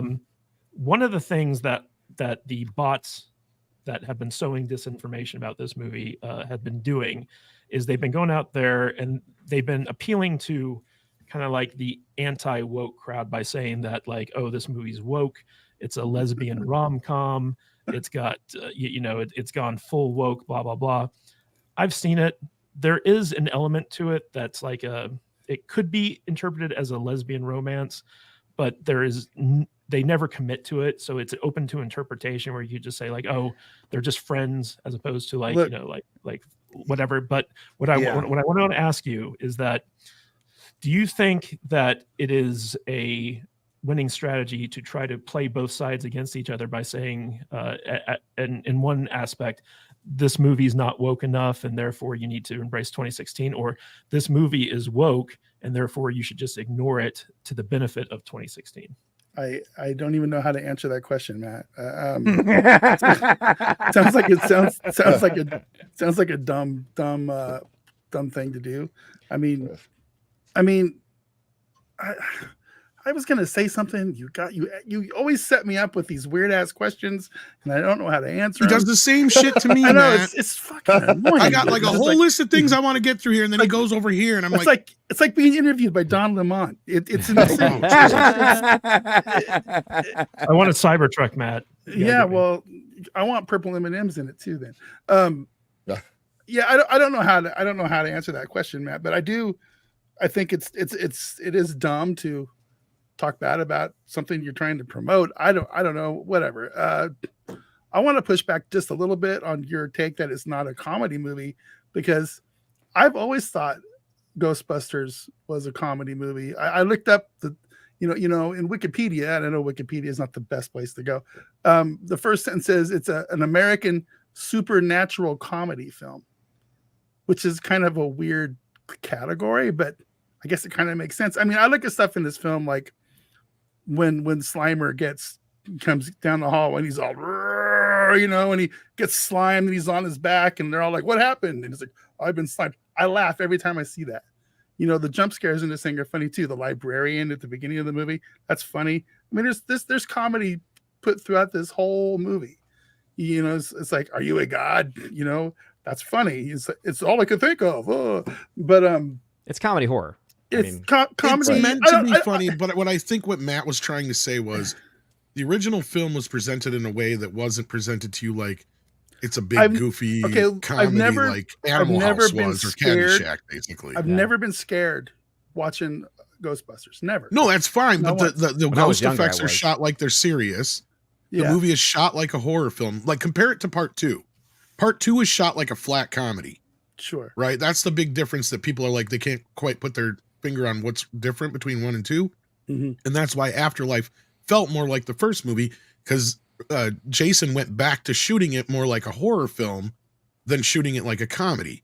Yes, there's comedic elements, but the comedic elements come out of the reactions Yeah. more so than So an actual And setup. the casting of basically. comedians too. Like Yes. that's why it's Sure. like it's a comedy, because I mean you don't cast those member of comedians without it being intended to be a comedy in Absolutely, some way. absolutely. all right, so guys, Tom, I want to throw this to you. What I know that you and I kind of had like a DM where we were talking about like, oh, we want to talk about Ghostbusters Frozen Empire. You actually like the movie as well, so I want to get your take on it. Like, what do you think about Ghostbusters Frozen Empire? Well, a lot of the stuff that you guys have been talking about here in the last few minutes has really been a lot of the stuff that's been going around and going on. And the studio themselves, as far as I can tell, is not pushing any of this agenda, right? This is coming from the media and from both sides of the game. And to me, I think, and I've been having this debate with people for the last 2 days, and I know a lot of people are jumping at what I've been calling gay ghosts. Okay. And I totally understand why.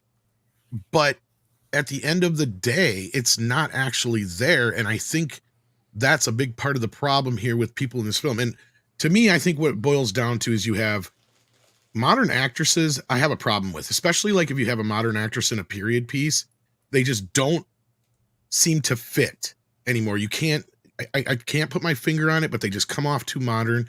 And I think that's part of the problem here we have. And I'm not going to get too deep into it because of spoilers. But as far as a film goes, like, look, does it have some issues? Absolutely. It feels like there was like 3 different cuts of this movie. And this is probably the one that tested the best as far as all the stuff that people liked the most in it. Because it does feel like certain characters get introduced and shoved to the side. And you have this A and B plot already happening in the film. So they're trying to shove people into those A and B plots. And for instance, like, look, Podcast and Lucky, they should have just been left out of this movie and then brought back again for the next one. Because they're really kind of shoved in here and they just kind of take time away from the main plot. Because otherwise, I see the people that are enjoying this, because it is getting good ratings on Rotten Tomatoes.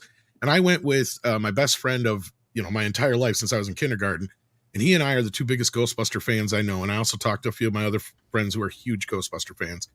And people who followed the series and were big fans and were actual really nerdy nerds into Ghostbusters, they are eating this up. Let me ask this you is what question. they've wanted for so long, because it feels like an episode of the animated series. Are normies going to want to watch this movie? Are they going to enjoy it? As of This right is now, where the box normies office might- is not showing. Yeah, that's where the problem's going to come in. Is I think the thing with this is also, I think Ghostbusters, because of the 2016 film and the gap in the amount of time there was between Ghostbusters and how there is a generational loss there, I don't think a lot of the younger crowd is going to be following Ghostbusters so much, right? And there's not a Timothy Chalamet in there for them to go see it for, you know what I mean?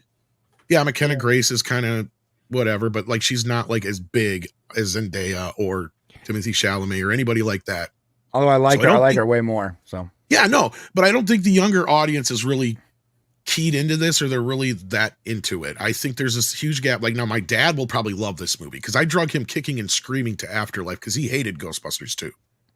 And he ended up adoring Afterlife. Like, I think he ended up even tearing up a little bit, which is a rarity for my dad. yeah, so did my dad. My dad never. So, and that's what I'm saying, like, to him, but he's always one of those guys, like, I just don't understand why they just can't keep these franchises going and just patch the torch on to the kids and the grandkids and so on.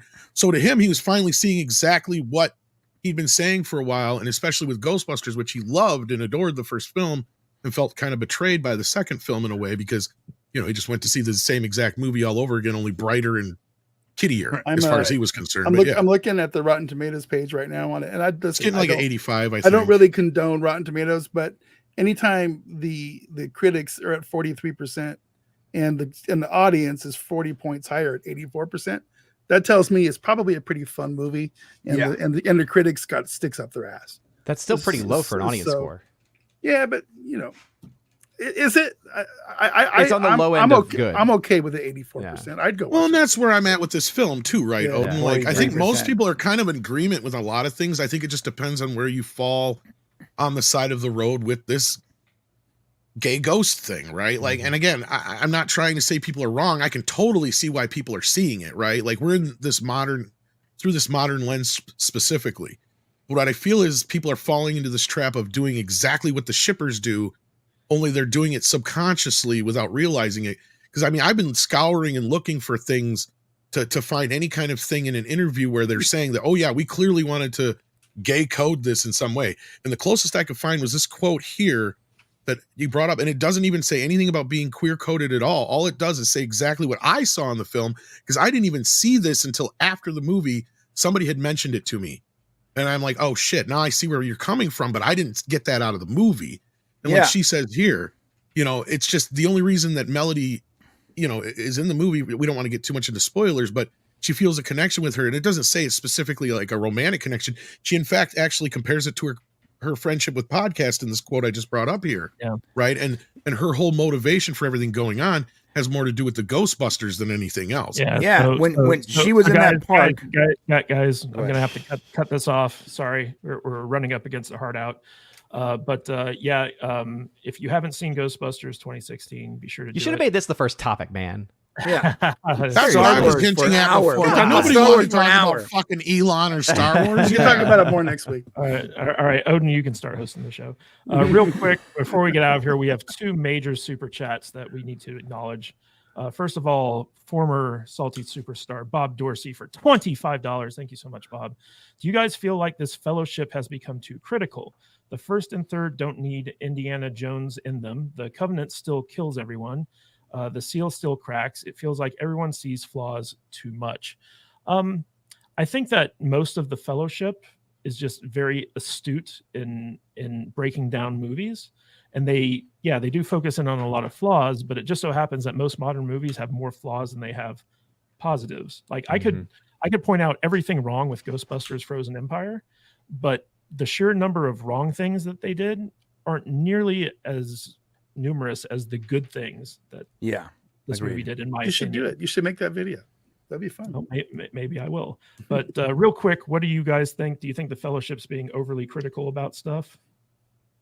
No, I think there's a point there. I think he has a good point, actually. Sometimes the fellowship is extremely critical, and they find things that don't really have a meaning, like the whole lesbian thing. I think that there was no committing there, and you could take it either way if you want. But why do we have to constantly go to the negative on that very specific topic when there was no committing to that? And I didn't see it that way walking out of the theater. I saw how they could have done that, but they didn't. Bottom line is they didn't do that. So why are we even bringing it up then? Interpretation. Yeah, So yeah, exactly. All right, guys, we've got the super chats to end all super chats today. Nice. Scotty Dub for $199.99. Congratulations, Scotty. You are back on top. Reasserting my super chat dominance by hailing the 199. Just saw the new Ghostbusters today and quite enjoyed it, despite the creepy queer baiting with a pair of teenage girls. Mr. Kadish, get it right, is still the GOAT. And Brian, great Dune history video, my man. Thank you, Scotty. I appreciate you saying that because no one's watching it. Well, Again. Scotty, you're forcing me to redo the graphic once more, but we really appreciate this $200 super chat. That's very that's awesome. generous of you. Thank you so much. You are a true Saturday superstar. You're the best. And next week, you will be represented in the graphics. Thank you so much for that. And William Forbus has another goal to cross if he wants to be at the top. or somebody else would be great too. You know. Yeah, somebody else. Okay, guys, we had a lot to talk about today, and we talked about it. Just want to give a big shout out to everyone who gave us some super chats real quick. We got Mexican Iron Man, Lover of Green, Subtle Deviancy, Culture Casino, E. Clay Tomlinson, Bob Dorsey, and of course, Scotty Dub. Thank you so much. And we can't forget our generous gifted membership people, Major Chai Chai and Jillian. And thank you so much for gifting all those memberships. Really appreciate it. Odin, any final thoughts, and where can people find more of you? Yeah, you can find me over at OMB Reviews on YouTube, Odyssey, Rumble, etc. And I mean, you know what my final thought's going to be. There's a lot more there that I think is being indicated. I mean, there's a moment where literally they're so close, getting close, and then all of a sudden something's revealed and it stops it. Okay. And so again, there's a whole other discussion that can be had on that, but I think that ultimately it's being brought up for a reason, and it's not because people were trying to find something. It's because it was like, oh, they're doing that. So anyway, thanks for having me on as always. Great. And Tom, where can people I just want to find say more of I you? watched that scene 3 fucking times because Culture Casino claimed there was a lean in. There is no lean in. People no are lean in. reading into this thing. I watched it I 3 agree. fucking times. She's like 3 feet away from her too in that scene. I It's watched the it way twice. it's possibly shot, and it's the way people are reading stuff into it. I'm sorry, but we got to stop this nonsense. Yeah, There's we're no fighting, lean in? fighting the wrong Check your battles, blood dude. pressure, man. Yes. Brian, lean in. Yeah. There you go. There's no hand holding. There's no frolicking. There's no scissoring. There's no kissing. Nothing. There are Oh, eyes. weird. There's longing gazes. Stop it. All right. Making me Speaking, uncomfortable. speaking of longing gazes, Sometimes friends can just be friends. Jesus. all right, we really got to wrap this up. Brian, stop it. You're distracting. Zaxx, any final Yeah. thoughts on where can people find more of you? Thanks for having me on today. This is a lot of fun. I do a live show Wednesday nights at 9 o'clock Central, and we've been covering Shogun because Shogun is awesome. It's nice to cover something weekly that I actually enjoy, and everyone comes and we share our opinion, but we also look at something related to Shogun or the series we're covering. So this last one, 2 weeks ago, we did there articles came out saying that Japan was actually founded by black people, sub-Saharan Africans who were master seafarers in 22,000 years ago, and then it was the evil current Japanese who then colonized them later. And that was I think they said 200 years ago. So there's alternate histories going on here, and so we dove into that one to see if there was actually any evidence, and of course, no evidence. But so we look at stuff like that, and it's a good time. Saturday nights, 11:30 Central, either on my channel or AJ's channel. Abomination AJ. We do Circle of Jerks, which is kind of like an impromptu show. We make fun of some stuff. We give each other a hard time, and it's just a fun Saturday night kind of a thing. So come check us out there. Awesome. All right, Brian from the Popcast, any final thoughts and where can people find more of you? Go watch my Dune video. Go watch it. I'm put it on the list. Okay, 30 days of effort went into that, a minimum of. It was a lot of work, and no one's watching it. Go to youtube.com/thepopcast and watch my latest video. It's the definitive history of the Dune franchise, and I put a lot of effort into it. I would love to see what Tom thinks about it because Tom's such a Dune head. Indeed. Anything I'll else, have to Brian? try and check it out. That's it. I love you guys. Thank you for being here. Love you too, man. Matt Vader 74. What do Yo. we got going on Tuesday? Tuesday, man, we're talking about a lot of stuff on Tuesday. Just so everybody knows, Tuesdays we're pivoting away from this kind of a show, and we're going back to our old way of doing things, where we're actually talking about movies and television shows, and we're reviewing them like we used to do. So our new strategy is our old strategy, and it's a lot of fun. It's a lot of fun. But this week, I'm not sure what is going into the members section or what's not, but so far we have the new Roadhouse abomination of a movie that we're going to be discussing, and we're talking about the first 4 episodes of 3 Body Problem on Netflix, which is I'm surprisingly enjoying way more than I thought I was going to. By Tuesday, we'll have seen the new Ghostbusters movie, so we will be doing a actual review of Ghostbusters, the new one, and I think this is for the members, but I'm not 100% sure. Matt, you might have to correct me. But we're going old school, and we're going to be watching and doing a review of Nightmare on Elm Street, the original. So that's going to be super fun. One of the greatest films of all time. Yeah. The Nightmare on Elm Street review will be for our Patreon members, and we will be doing a member stream for our YouTube people. So it's going to be a fun Tuesday live stream show. Should be good. Yep, should be good. You know All what's right, cool everyone. about Nightmare on Elm Street? Robert Englund literally only has like a minute of dialogue in that entire movie. Yeah. There's a lot of cool things about Nightmare on Elm Street. There is. And it's one of my wife's favorite movies, and she's going to be It's because she has good taste. talking about it. Yep, indeed. All Brady right, versus everyone. Jason for the win. Thank you all so much for being here today. We really appreciate you all for being here, especially all of you guys who gave us super chats. Scotty Dub, you are the man, the myth, and the legend. Thank you so much. Baby. Be sure to tune in next week, same salty time, same salty channel for more Salty Saturdays. And until then, everyone, stay salty, my friend. Yeah. Hey, folks, thanks so much for watching this live stream. If you want to watch our previous live stream, make sure to click right here. Or if you would like to check out one of our favorite highlights, click right here.